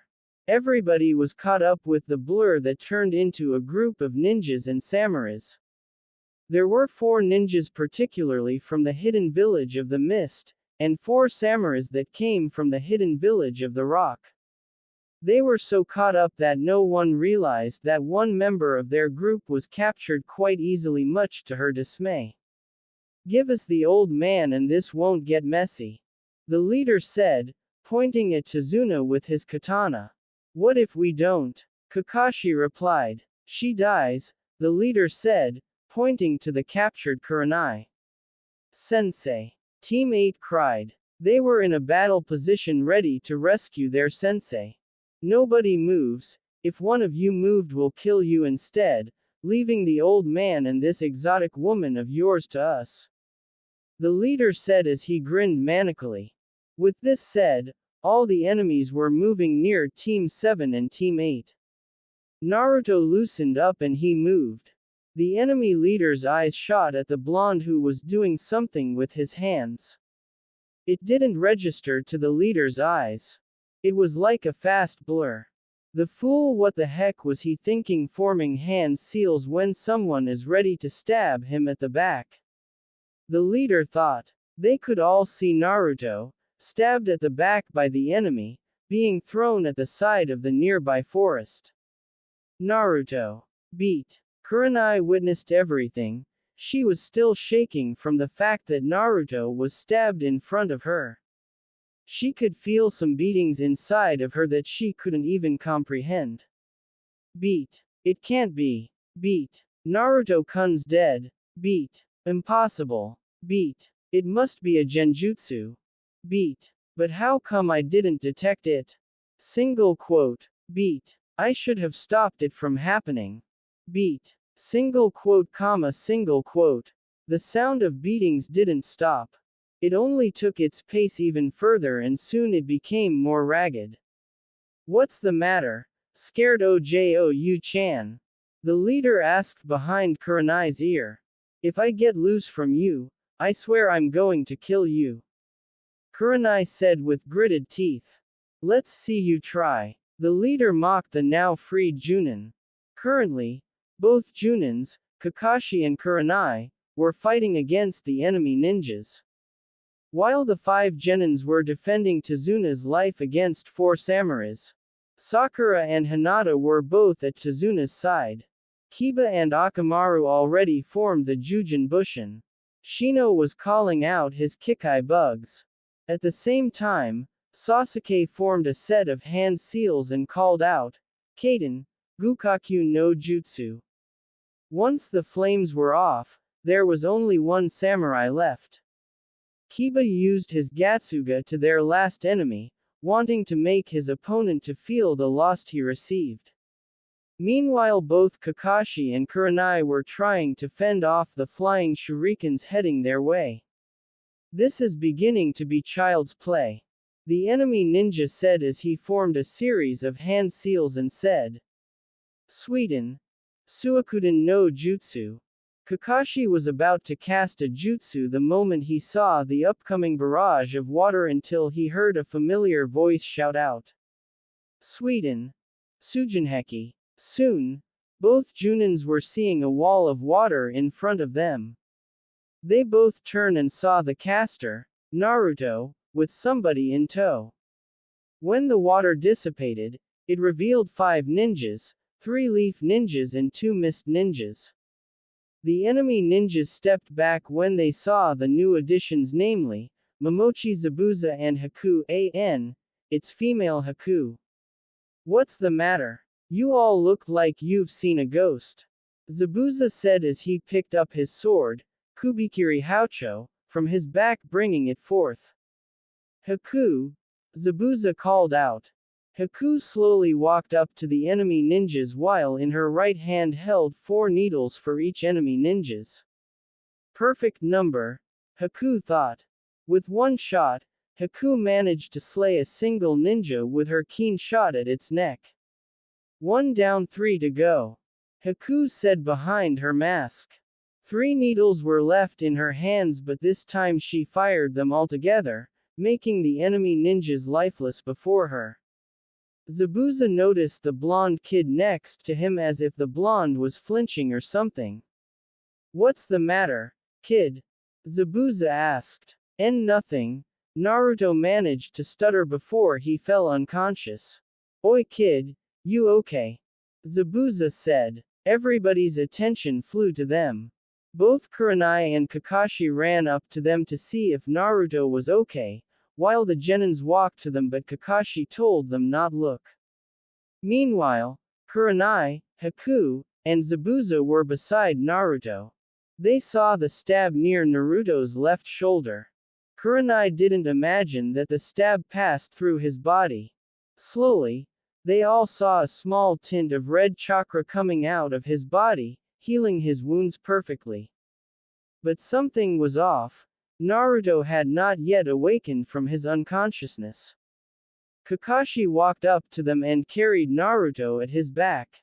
He looked at Tazuna with both of his eyes, revealing his spinning Sharingan to the man before him.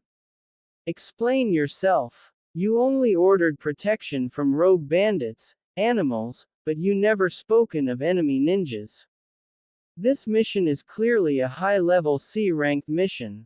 Not only that, this mission managed to hurt my little brother. At the mention of little brother, Tazuna looked at the kid Kakashi was carrying and looked down. Now I tell you again, explain yourself, Tazuna-san.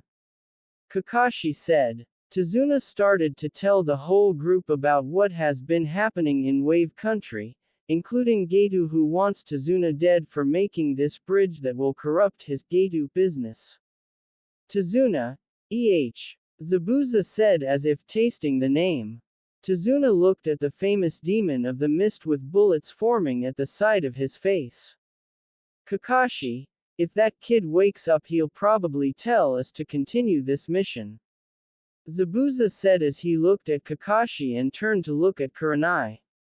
Right. Zabuza asked, looking at Kurenai, who only nodded and looked worried to her student. Besides, I'm sure Tazuna-san here will have to pay the full amount for you mission. Right, Tazuna-san. Zabuza said with him a nod from the bridge builder. Zabuza walked forward with Haku leading the way while Kakashi followed behind. Kurenai and the others walked next to them. Wait, you're going to help us? Kakashi asked, bringing down his Hitai to hide his left eye. Right you are, I believe, Monkey, told you about this, am I right? Zabuza said. Kakashi pondered for a while. When Zabuza said, Monkey, Zabuza actually meant Sarutobi. Saru means monkey. Kakashi thought. Yes he did. Kakashi said. Just our luck, everything seems to take its place, don't you think?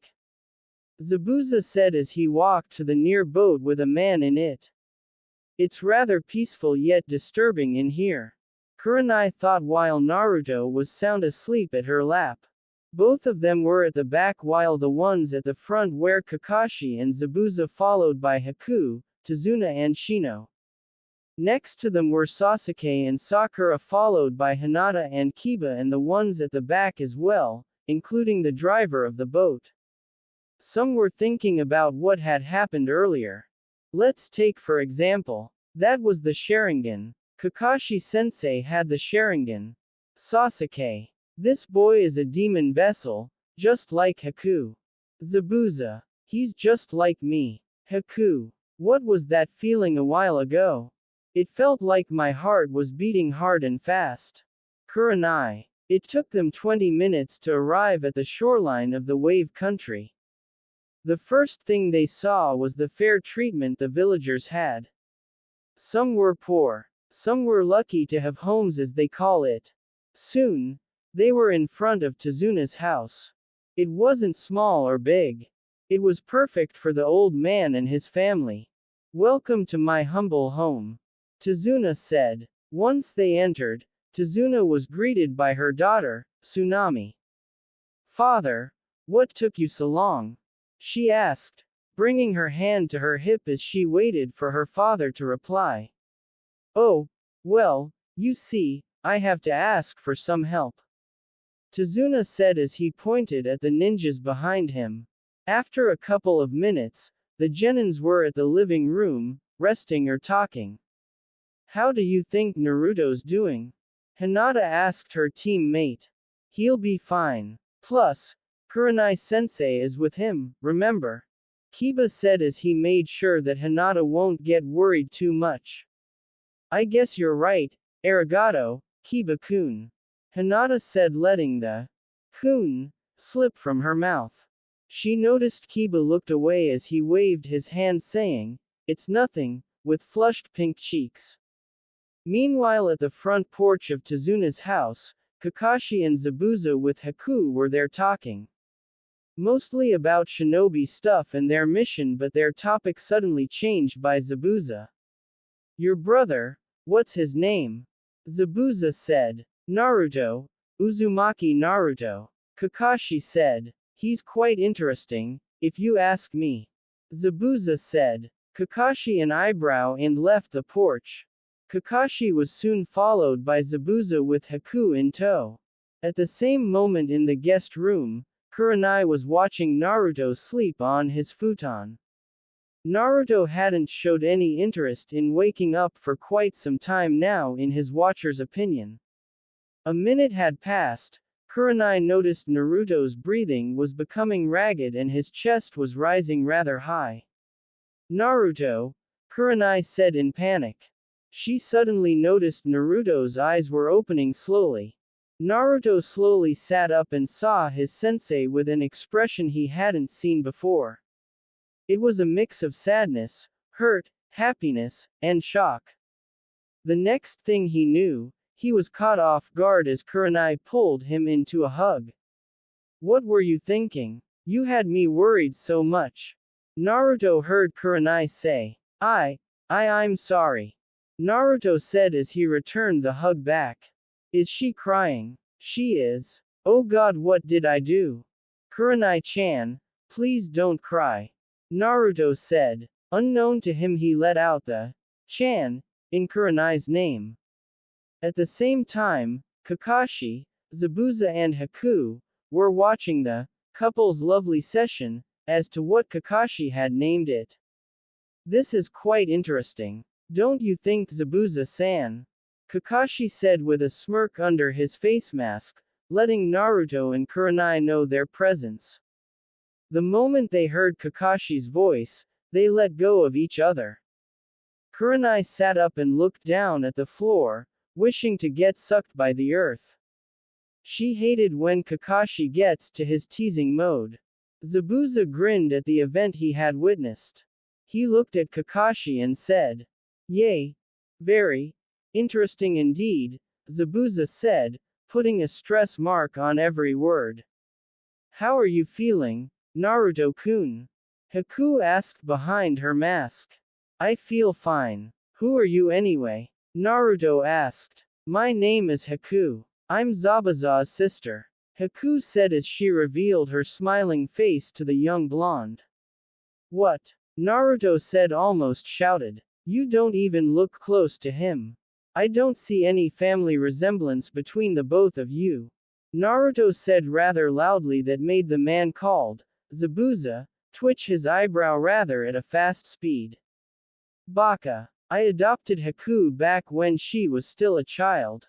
Zabuza said. Oh, that's probably the reason why she wouldn't look close to you.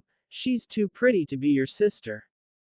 Naruto said as she tried to stand up with success. By the time he was on his feet, Naruto noticed Zabuza's twitching eyebrow, but he didn't notice Haku's flushed cheeks. After a couple of hours, Naruto found himself in front of the dining table with everybody else. Naruto sighed, not really knowing why. What are you sighing about, Kit? Kyuubi asked to his jailer. It's nothing, furball. I just miss the ramen back at Konoha. Naruto replied. The ramen or the ramen girl? What was her name? Kyuubi said with a grin on his face. Ayame. It's not her, it's the ramen, okay? That I assure you. Naruto replied. Ooh, looks who's acting guilty. Kyuubi said with a chuckle. You fur ball, I am not acting guilty. Naruto said in defense. Ooh, maybe it's those purple-haired kunoichis. I can't blame you, they're quite beautiful if you ask me. Kyuubi stopped and took a look at his jailer, who had a blank look on his face. It's not them. It's the ramen, okay? Ramen as in ramen ramen. Naruto said. Right. Blame it all to the cup of noodles. Kyuubi stopped while his jailer sighed in his mind and in the real world as well. Okay. So what about you and your Kurenai-chan? Kyuubi added, making the real Naruto to become red if not redder. Single quote, comma, single quote. Ha. It is her. I knew it. I knew it. Kyuubi singed inside Naruto's mind. Singing something with the only lyrics is I knew it, I knew it. Unknown to Naruto, some people in the dining area were starting to get worried to the young blonde. Naruto hadn't touched his food for quite a while now. Naruto. Kurenai patted his shoulder. She could see him red, flush red. In her mind she was wondering what was happening to him. After 5 seconds Naruto looked up and saw his sensei looking at him. Yes, sensei? Naruto asked with innocent eyes. Kurenai sighed. Ototo, are you feeling well? You haven't touched your food. Kakashi said in behind. I'm fine. I was just thinking about something, Ni-chan. Naruto said as he picked up his spoon and started to eat his porridge. After an hour or so, Tazuna decided to go to the market to buy some groceries since they were running short in their stocks. Tazuna told Kakashi that he will be out for some groceries with Naruto to stretch his muscles, is what the old man suggested. Currently with Naruto and Tazuna, Tazuna stopped and looked at the ninja before him. Naruto had this questioning look on his face that said, "What are you thinking, old man?" Kind of look. Tazuna held out his grocery list and a few bills from his wallet and gave it to Naruto. Buy them, I'll just watch you. Tazuna said. What? Naruto said, but reluctantly he just took both items from Tazuna. Naruto looked at the list that contained 3 pieces of radish, 5 pieces of eggs, 2 kilos of meat, pork, and fish, 1 kilo of tofu, 1 kilo of shrimp, 2 packs of nori. Tazuna-san, I don't think these 1500.00 ryu is enough for all of these. Naruto said as he was pushed and semi-dragged to their first stop, the vegetable shop. Naruto looked at the person guarding the store. He noticed that it was a girl, probably Haku's age, was looking at him as well. The girl wasn't glaring at him just like the villagers do when he was going buy stuff for his apartment. This was different, it has something in it that Naruto couldn't put his finger in it. Naruto was about to ask the price for the radish when someone interfered.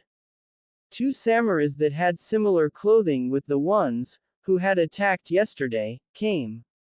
The sound of sword clashing with the air brought Naruto's polite face down to something else. Naruto told Tazuna to stay beside the girl behind her shop.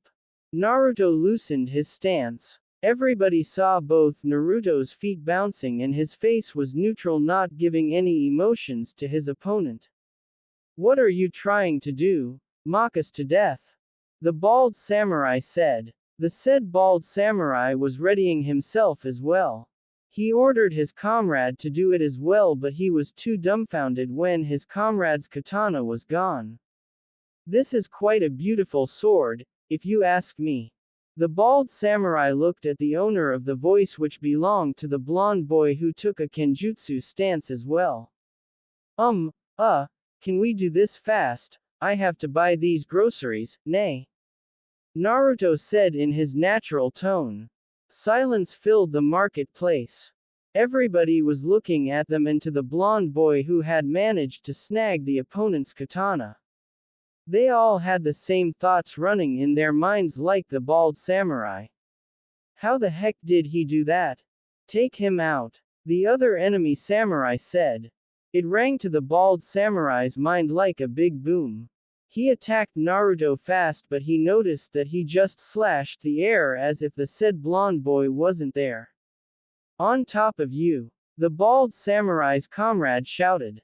But before the bald samurai could look, he already felt the earth on his face and a slight lump on the back of his head. What the? He managed to say before passing out. As for the other enemy samurai, Naruto threw back his sword, making the samurai fall backwards. He immediately got up and carried his comrade away from the blonde, dangerous boy, as he had commented in his mind.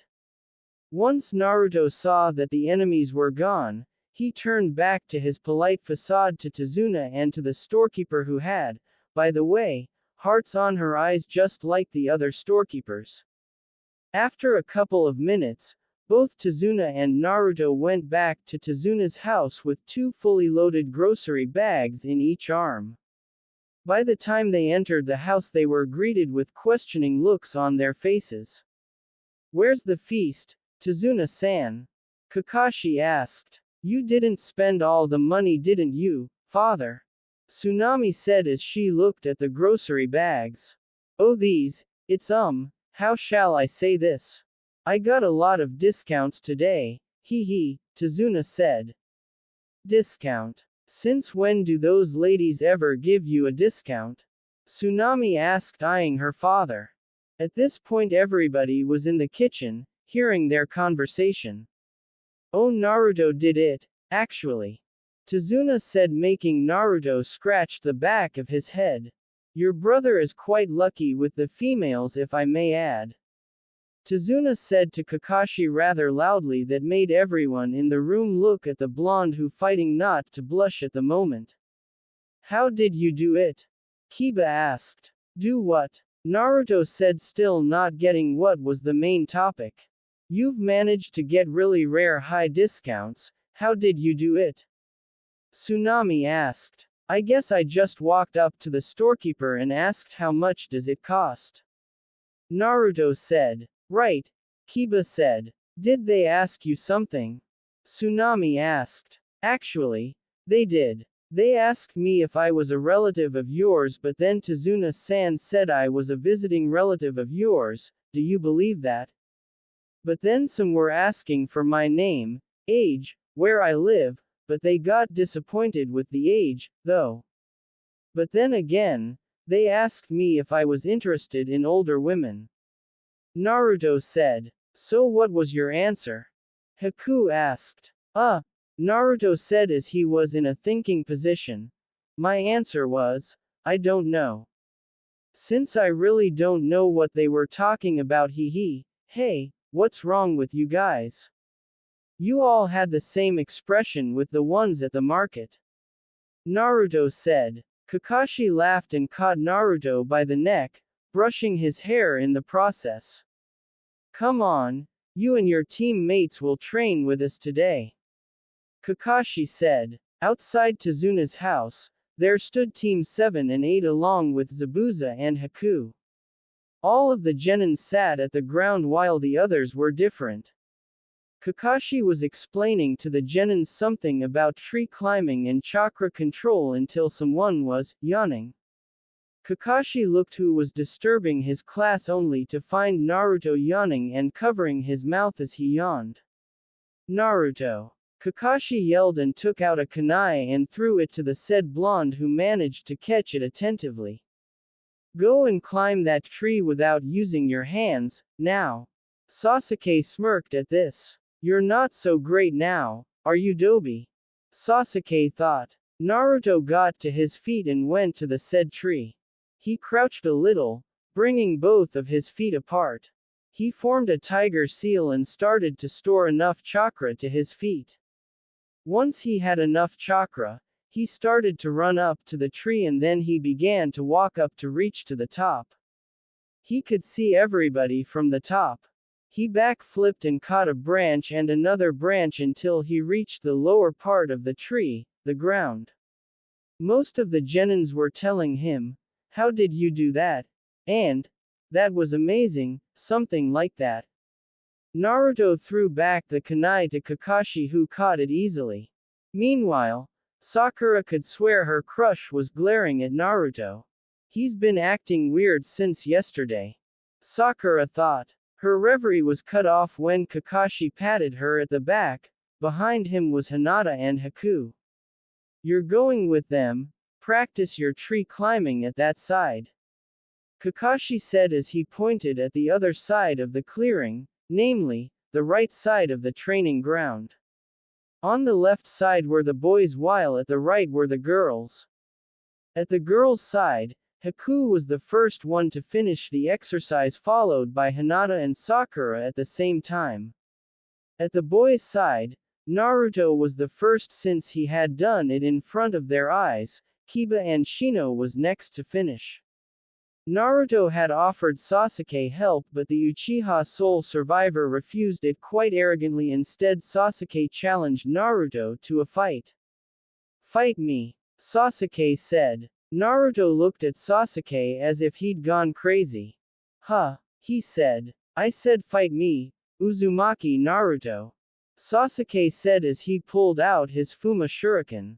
Kakashi and Kurenai were about to stop the upcoming fight between their students but Zabuza stopped them and said, "Don't, I want to see what Naruto-kun will do about this mess." Zabuza said. Reluctantly, both Junin stood their ground and watched at their students. "No, I won't fight you. You're not my enemy, Sasuke," Naruto said in a calm tone. Sasuke could see Naruto's calm features but to him it has a different story in it. How dare he act all calm on me? Is he making fun of me? An Uchiha, Sasuke thought. Sasuke didn't reply any further, he just attacked at Naruto with his Fuma Shuriken in hand. Naruto quickly sidestepped away from Sasuke who already gained his posture from his recent attack. What did I do now? Naruto thought as he blocked the upcoming projectile that was targeted at his head. Sasuke, stop at this instant. Naruto raised his voice but it only fell to deaf ears. Soon, Naruto saw a familiar set of hand seals. Naruto quickly formed his own set. When Sasuke shouted, "Kaden, Gukakyu no Jutsu," and let out a large ball-like flames through his mouth, Naruto did the same, only, he called out was, "Kaden, Ryuka no Jutsu." It totally covered the grand fireball by a large flame dragon. Once the flames were out, Naruto stopped to observe Sasuke. The said Uchiha prodigy was forming another set of hand seals but Kakashi was already there stopping the fight much to Zabuza's dismay. That's enough, Sasuke, Kakashi said as he held Sasuke's arm. Sasuke glared at his sensei with his newly formed Sharingan that had 2 commas on each eye. Then he walked back to Tazuna's house followed by Sakura behind. Naruto looked at Sasuke's retreating back. His eyes tell everything but what was it trying to tell? Naruto thought. His train of thoughts was suddenly cut off when Kiba was shaking the hell out of him. That was amazing, Naruto. You beat the hell out of that bastard. Kiba said as he continued to shake his blonde friend. Kiba-san, I think Naruto-san had enough with your shakes. Shino said, making Kiba stop with wide eyes as well as Naruto who had gotten away from Kiba's grip. He too stared at the young Aburame with wide eyes.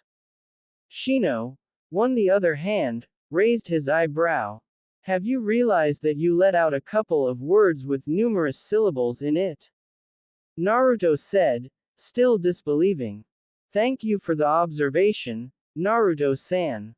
Shino said. There it goes again. Naruto said. Honestly Shino, why not talk a lot? Kiba asked. This caused everybody's attention to them since they know that Shino doesn't talk much. I simply talk when it's needed. Shino said. Right, Naruto and Kiba. Everybody's attention altered when they heard someone was calling out for them. Dinner's ready, Tsunami shouted. Once they entered the dining area they saw Tazuna seated at the middle while the one next to him was new to the group's eyes. They all saw Sasuke and Sakura enter the room. The one next to Tazuna glared at the ninjas.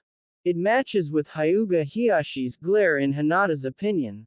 Why bother helping us? You all will end up dead anyway. The boy said. Naruto had too much of arrogance in one day. Let's just say, Naruto snapped. The one who was seated next to Tazuna was no longer seated in his chair but rather he was raised against the wall through the collar by Naruto. We ending up dead, yay sure but at least we died with a fight. Unlike you, who would probably cry and do nothing. Naruto said. Before him was a boy trying not to cry. Once Naruto let go the boy, the said boy cried away running back to his own room. I lost my appetite, I'm sorry about the commotion. Naruto said walking away. I'm sorry about, Inari. Tsunami said. Is he always like that?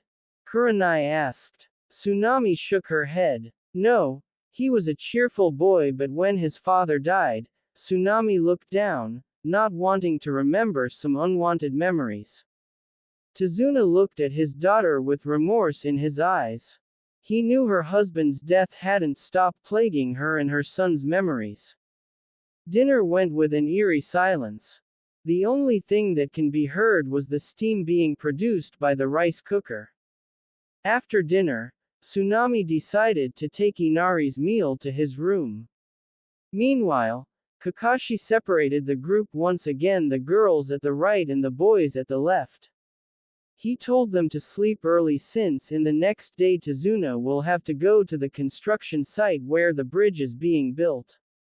Later that evening, Kakashi, Kurenai, and Zabuza with Haku planned to take the night's watch seeing as it wasn't safe for Tazuna's family to be left unprotected even at their sleep. Kakashi and Zabuza were at the backyard while Kurenai was at the front porch. Haku, on the other hand, was at the roof surveying the ones below. Kurenai was leaning at the wall at the front porch. She had been guarding there for almost 15 minutes now. She thought that she had heard some footsteps from the inside until the sound became more defined. Did somebody come in unnoticed? Kurenai thought. She formed a series of hand seals and whispered a jutsu that made her invisible. Once Kurenai managed to come inside, she concealed her chakra as low as possible. By the time she saw the source of the noise, she stopped walking. She noticed a familiar voice talking with itself. Kurenai walked closely to see who was there at this mere moment. Size, she always tells me to seek the underneath of the underneath. His eyes tell everything but I can't still see it. What would you do if you were at my place, sensei? A voice said to no one in particular. Kurenai took this moment to enter the scene. Have you tried harder? Kurenai asked. This caused the owner of the voice to turn to see who was there behind him. Kurenai-sensei. Naruto said. Can't sleep? Kurenai asked. Naruto only shook his head in response. He saw her walk outside the front door. Soon, he followed her. It was 2 o'clock in the early morning at that time. Cold air was present. It made the night chilly. Naruto tucked out his jacket and placed it on Kurenai, who was seating at the stairway of the front porch. Kurenai, on the other hand, was caught off guard when Naruto placed his jacket on her. She looked at him with a tint of pink on her face. When she remembered what she had done back at the guest room, she was now trying not to blush furiously. She was thankful that Naruto's jacket served as a cover from her blush. It took her at least 20 minutes to gather or to complete her speech, but when she was about to speak, she saw Naruto asleep leaning at the wooden rails, face down. Kurenai smiled at this. She gently placed Naruto's jacket on him as he continued with his slumber beside Kurenai. Nami no Zaisho. Day 2. Morning breeze, calm, cool and gentle, it flowed softly, making the leaves swirl in various directions. At the same moment, the sun chose to rise up and to make known its presence. Slowly, the cool breeze and the warmth coming from the sun, coupled together, harmonizing, making a new feeling. The morning rays slowly crept its way to the residents' eyes, making them awake. Some grunted, sighed, while some shrugged. Meanwhile, outside Tazuna's door, a certain blonde gradually opened his eyes. He noticed that he had fallen asleep outside Tazuna's door. He saw his jacket on him as if someone had placed it while he was sleeping. He remembered he had placed it on Kurenai. He can even smell a hint of her scent in his jacket. Oi Naruto, did you sleep here outside Tazuna's house? Kiba said as he walked to his blonde friend with Hinata behind. Of course not, I just woke up early, that's all. Naruto said, not really wanting to tell the truth. Right, Tsunami-san said that breakfast will be ready soon. When Naruto heard the word breakfast, there was an audible grumble, audible enough for Team 8 to hear. Naruto just scratched the back of his head while on his face was a sheepish grin on it. You shouldn't have skipped dinner last night, Naruto. Hinata said while Akamaru barked in agreement. Come on, let's go in, I can already smell Tsunami-san's cooking. Kiba said as he placed his young pup on the floor. Soon, the dining area was filled with people and dog for Akamaru's case. Tazuna announced that he will be at the construction site after breakfast. Both Leaf Junins agreed to take Tazuna at the construction site with Zabuza, but this time Haku won't be with Zabuza. Haku was ordered to stay here with the other genins to guard and protect Tazuna's family just in case Getu decided to take them as hostages. Haku interrupted their plan and said, why not put Tazuna's family and the villagers in a secluded place? I'm sure once Getu decided to attack, he won't care about the casualties. The workers and the villagers will be at stake as well. Haku said. Once Haku was finished with her speech, a loud gong was heard. Tazuna knew what was that gong for. The ninjas looked at the bridge builder and asked what that was about.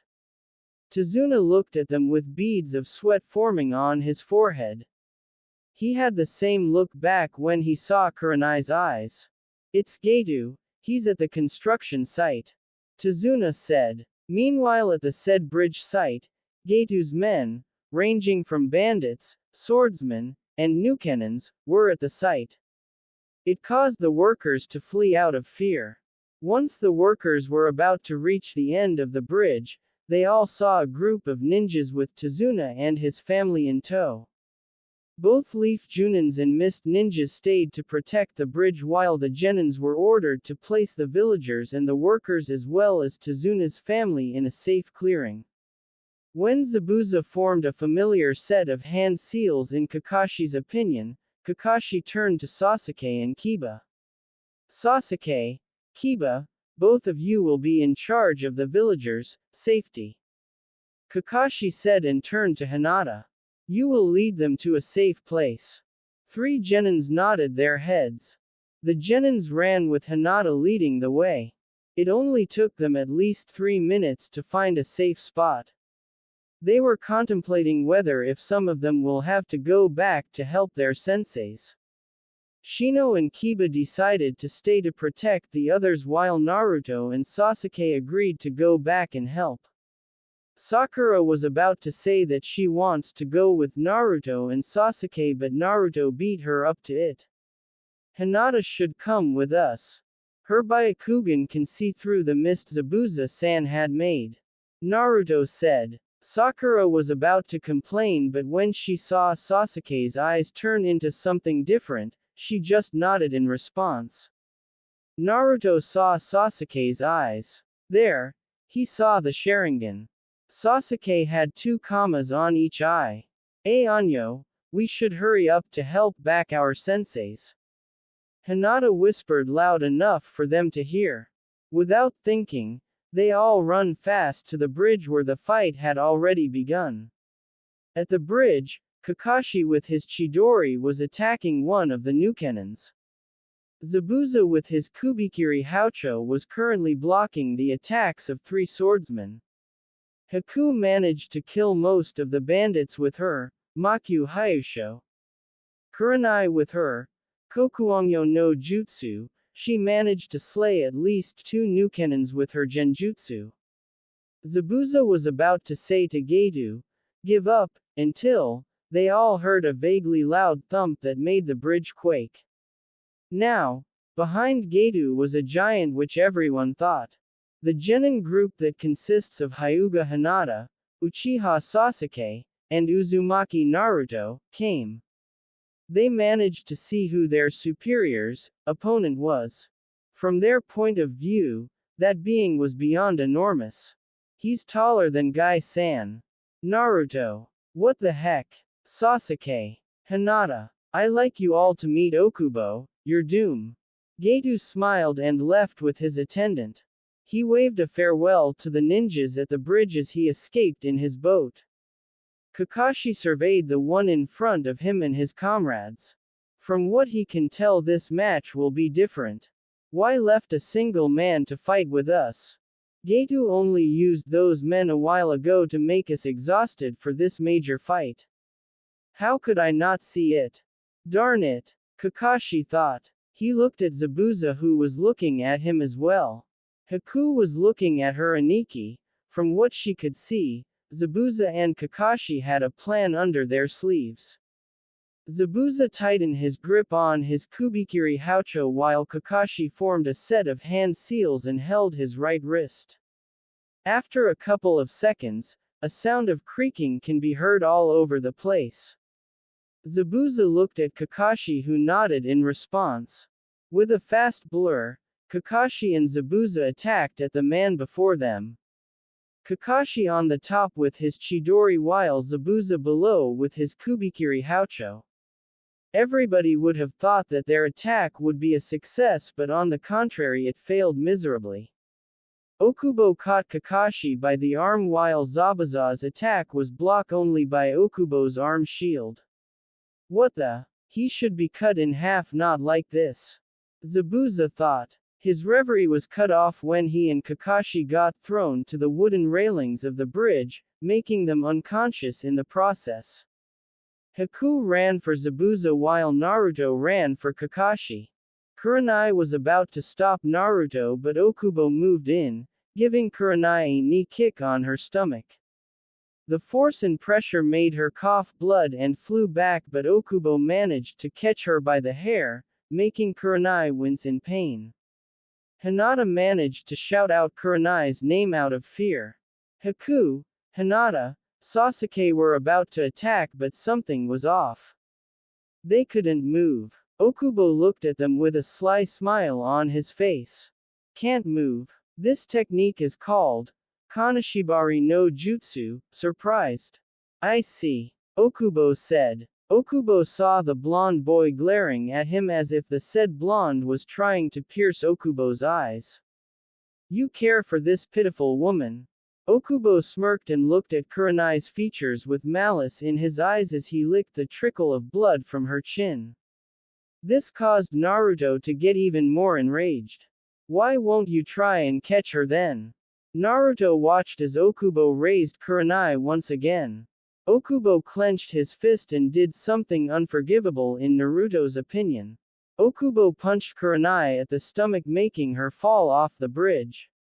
Naruto didn't have to think any other things, he ran after Kurenai, who was on the process of falling. He jumped down to race forward to her body. Once he had held her safe, he changed their position so that he could break her fall since he knew that Kyuubi could heal him. Naruto. Kurenai managed to stutter. She could see her surroundings were upside down. It was until now that she remembered what that bastard, Okubo did to her. She noticed the position they were in. Oh no. If we reach the bottom, Naruto-kun will receive the blow. Kurenai thought as she tried to change it, but to no avail, Naruto was holding her tight. His eyes were closed as if waiting for the blow to occur. Back with Kakashi and Zabuza, they managed to recover back in time and saw Naruto jump down the bridge to catch Kurenai. Kakashi noticed Haku, Hinata, and Sasuke immobilized from where they stood. He immediately countered the said jutsu, freeing the three of them. Zabuza took his chance to challenge Okubo in an all-out kenjutsu match while Kakashi made sure that the others were okay. With Shino, Kiba, and Sakura, they took notice that Inari was on top of a table, shouting for attention. Tsunami was telling Inari to go down from there, but Inari was still shouting until he got everyone's fair attention. What's the matter with you? A villager asked. Inari just glared at the villager and said, listen up. Our friends are out there risking their lives just to save us. We should go there and help them. Inari shouted. But what can we possibly do? Another villager asked. We fight with all we've got. Inari said. He could some villagers murmuring about something. Tazuna was about to say something when a villager yelled, let's show them what we've got. Soon, there were people walking to the bridge. They could see Zabuza fighting with an enormous enemy even bigger than Zabuza. In the meantime, Kurenai was in panic. Panic for her life and panic for Naruto. He hadn't responded in all of her callings. Kurenai could see the water below them clearly, but something was off. They stopped just before they could hit the water. She could hear Naruto panting, and above all she could see a pair of black wings at Naruto's back. Kurenai-sensei, how are you feeling? Naruto asked as he shifted their position. They were floating above the water. Kurenai hadn't answered yet, she was still looking at his black wings. I take it that you're alright. She heard him say. Soon, they were flying up to the bridge. Once they got there, they both saw Zabuza being thrown to the wooden railings again. Kakashi noticed Naruto's and Kurenai's presence, but his line of sight was focused to Naruto, who had a pair of black wings on his back. Okubo noticed the blonde boy and the woman he abused a while ago. He took this opportunity to charge at them. He tightened his grip on both of his axe. Kakashi noticed this. He was about to warn Naruto and Kurenai until. What the? Okubo said. In front of him was the said blonde and the woman, only, they were covered by the blonde boy's wings. Okubo moved back and saw the wings were slowly revealing Naruto with Kurenai. Naruto walked to Okubo, who stepped back for every step Naruto did. You, Okubo heard Naruto say. Naruto took another step. By the time his ankle reached the ground, he vanished in thin air. Okubo was frankly looking everywhere. The only thing that he did see was a flash of yellow and black. Everybody saw Naruto spun vertically. Naruto managed to kick Okubo at the jaw 2 times as he spun. Okubo immediately collected himself. He saw Naruto forming a set of hand seals and shouted, Raiden, Shirai no Jutsu, lightning release, lightning strike technique. The moment the technique was released, Okubo could see a dragon-shaped lightning coming his way. Unfortunately for Okubo, the technique closes its target for a sure kill. As a result, Okubo lay lifeless on the floor while Naruto fell to his knees, unconscious, as his wings dissipated as well. At the very same moment, the villagers and other leaf ninjas came. They managed to witness how Naruto defeated the man before him, Okubo. After the bridge incident, the villagers decided to name the bridge as the Naruto Great Bridge, much to Inari's perseverance. Nabankari. Aftermath. Noon. Outside Konoha Hospital stood 3 people. The first one carried flowers in her arms. The second one carried plastic bags with bento boxes in it. The third one carried an orange book in his hand. Once they walked inside the said hospital, they went straight to the nurse's counter to ask for their friend brother's room number. After a couple of minutes, they were at the 3rd floor corridor. Of all the strange things that they had seen in their entire life was different from this one.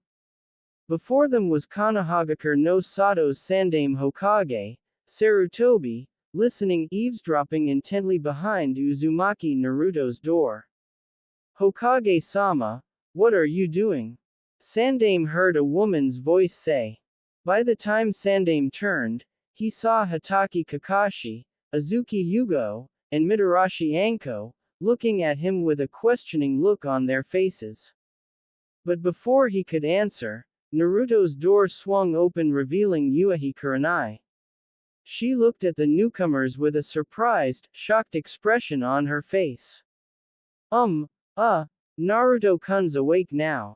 Kurenai said. With her statement, both purple-haired Kunoichis and the Sandame Hokage walked inside the room, leaving Kurenai with Kakashi and the closed door. Kakashi looked at Kurenai as if the said copy nin was trying to read Kurenai's eyes. From his opinion, there was something evident in those wine-red eyes. Maybe that was the reason why the Hokage was listening behind Naruto's door. Where you've been crying? Kakashi asked. Kurenai looked shocked as she faced the floor. Of course not, what are you trying to say?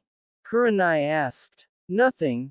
Kakashi paused. Tell me, do you like my ototo? Kakashi asked as he stared at the ceiling. Huh, what?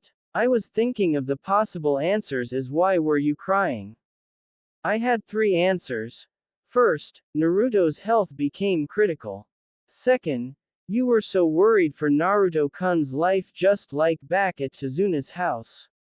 While the third one was, you're afraid that Naruto will never come back to you ever again because you like him. But I doubt the first one, as we can see a while ago that Naruto is okay. So now I am dropped to my second and third answer. So we're back to my original question again. Do you like my ototo? Kakashi said like it was a daily basis. Kurenai was shrinking fast, whether it was by embarrassment or something else. She looked at the floor once again. How come I can't answer this lame question? Is it really lame? You did cry a while ago. Inner Kurenai said. 1 hour before. In room 308, white sheets were slowly shifting. The person beside the one on the bed had a worried look on her face. Her wine-red eyes had a sore look in it, making it puffy. The one on the bed was slowly turning and shifting on his bed. The one beside him could hear some murmuring sounds that she couldn't comprehend. On her seat, she saw the one she was watching slowly sat up, looking at her as she looked at him as well. The next thing this watcher knew, her eyes started to water up as she pulled the one on the bed into a hug. Kurenai-sensei, what's wrong? The one on the bed asked as he returned the hug. While this watcher was crying, She too was asking herself why she was crying. She gently pulled apart and said, I'm sorry, I think I'll go outside for a while. Kurenai said quickly as she moved to the door. It only revealed Anko, Yugo, Kakashi, and the Hokage. Present time, Kurenai sighed. Of all the times her inner self had to show up, why her?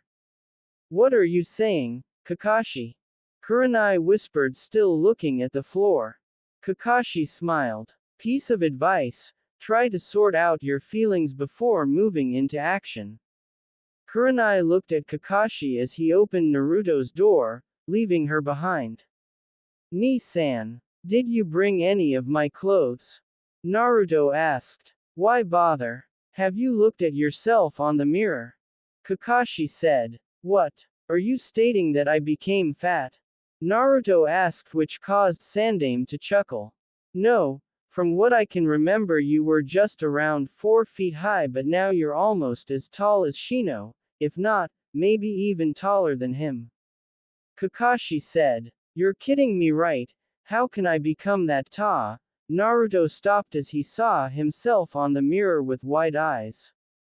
I think I'll go to the bathroom, Naruto said. Meanwhile, inside the bathroom, Naruto was mentally talking with Kyuubi.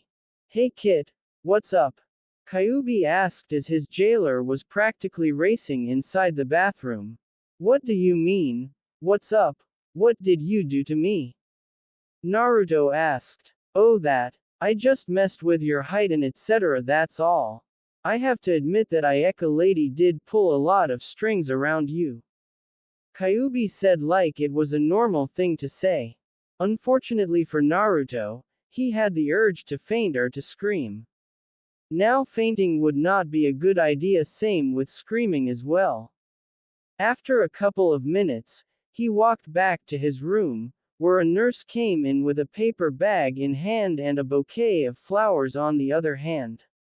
You must be Uzumaki Naruto. A package from the counter was delivered a while ago and here's the note. The nurse said as she was checking up on the said patient's well-toned body in Anko's opinion.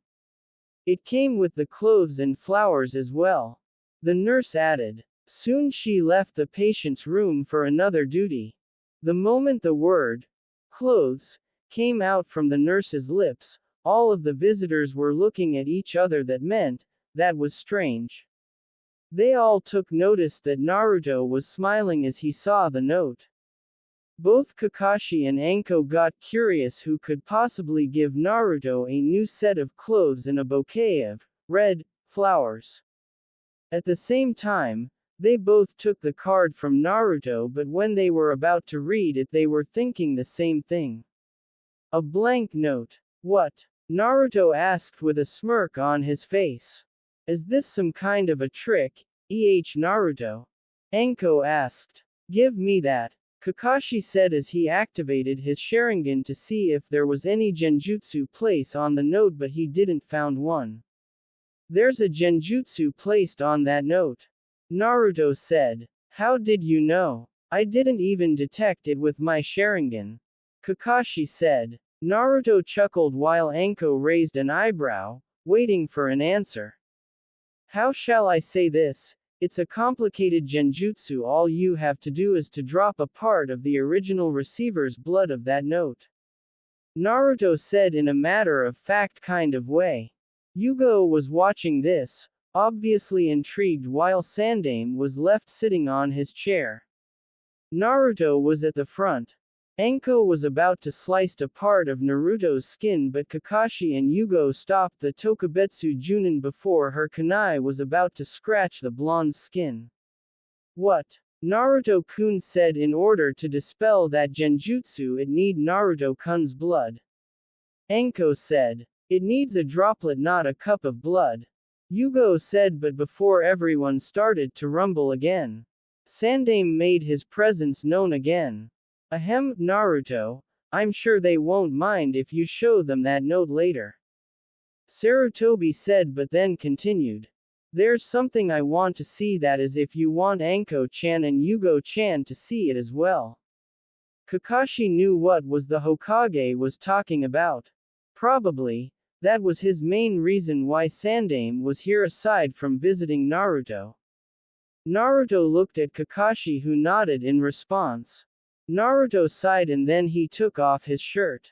Unknown to him, he got the women's attention through the way Naruto's body moved, making his newly formed six-packs, courtesy of Ayeka's training, move slowly. He turned his back, revealing his black wings to everybody else. Naruto turned around again to face everyone this time.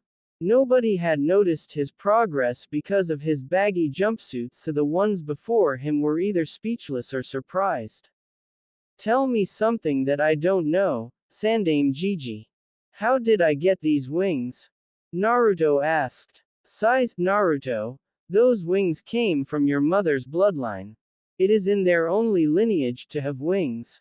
Unfortunately, her family and clan were slowly vanishing from existence even before the Kyuubi attacked. For now, you are the only one who has that unique bloodline limit. I'm sorry to tell, but I don't know any way to develop your Kurotenshi Tsubasa, Wings of the Dark Angel. It's what your mother's family calls it, but there's someone that I know who can, hopefully. Sarutobi said, which earned him a smile from Naruto. Anyo, Sandaime Gigi, do you know who are my parents? Naruto said. Your mother's name is Yakumo Mizuo. She died giving birth to you. I'm sorry, I can't tell you everything for now. I hope you can understand, Naruto-kun. Sarutobi said, looking at the blonde. Naruto gave a small smile and said, it's better than nothing, right? Besides, I'm sure you'll tell me everything that I need to know when the time comes. Quote, one more thing, am I allowed to use these wings in the public's eyes? Naruto asked. Seeing that you've activated it in front of your fellow Leaf Nins, why not? Besides, rumors fly faster than hawks do. Sandaime said with a grin. Naruto, on the other hand, gave the old man one of his famous fox grins. Can we please read that note? Enko said, breaking the moment. Sarutobi had a visible sweat drop at the back of his head. He just sighed and muttered something about a childish woman. The moment Naruto let a droplet of his blood sink into the paper, the red stain became the note's ink. Before them was the note's message. For them it was kind of written in a different language, but Naruto said it was a form of secret messaging and all you have to do was to place the note in front of a mirror. The reflection in the mirror revealed the note's message that said, Hey there Gaki. Sorry I can't deliver the clothes myself. But rest assured that I'll be back in the village just like what I've promised you before. Your clothes should fit you well, and thank the kamis that you won't be wearing those horrid flashy orange jumpsuits of yours. The color is making me want to burn them with a kenjutsu, seriously. You'll see me when you'll see me. Your sensei, Ayeka. Naruto smiled as he read the note. Ayeka-sensei hadn't forgotten her humor. He thought. He let the note beside the flowers and picked up the new set of clothes Ayeka had given him. After a couple of minutes, everybody saw a new Naruto, who was clad in beige pants and red long-sleeved shirt that was hugging his broad shoulders fairly while his hitai was tied at his forehead. This new Naruto now looked more advanced than the ones in his age group. He no longer had his puppy fats, he grew some of his hair, and most of all he looked like a spitting image of his father. Is there something on my face? Naruto asked. Ladies, please stop drooling over my little brother. Kakashi said. Sarutobi chuckled. I think I'll go sign your discharge papers. Would you rather come with me, Naruto-kun? Sandaime said. Hi, Oji-san. Naruto said as he quickly took the bouquet of red flowers in his arms. He was the one who was practically close to the door. By the time he opened the said door, it revealed Kurenai leaning on the said door. Due to the law of physics, What comes up must come down, right? In a swift moment, Naruto caught Kurenai, one arm at the neck and the other was at her waist, hugging her with the bouquet of red flowers in the process. Kurenai was only supported by Naruto's arms and both of her legs. Fortunately, Kurenai slipped, making Naruto's lips fall down to Kurenai's. I told you what comes up must come down. Wow Naruto, I didn't know you had it in you. Anko said. With her statement Naruto and Kurenai pulled away fast, both blushing. Naruto was looking at the ceiling then to the window with flushed cheeks by the way, while Kurenai was looking at her trusty floor with red cheeks. Like how many times had I looked at the floor? She asked herself. Sarutobi chuckled again but this time it was louder than before. Ha ha, what would Guy-san say if he saw this? Sandame said. He'll burst out talking something about the flames of youth is burning within you. Anko said as she made a good guy pose. After the good 5 minutes of laughter, they started walking to the lobby of the hospital. In the front were Sandame and Naruto who was carrying a bouquet of red flowers which gave him looks from the nurses in the hallways. At the back were Kakashi who was back to reading his orange book and Kurenai who was back looking at the floor. In front of them were Anko and Yugo who were looking at the blonde in front of them.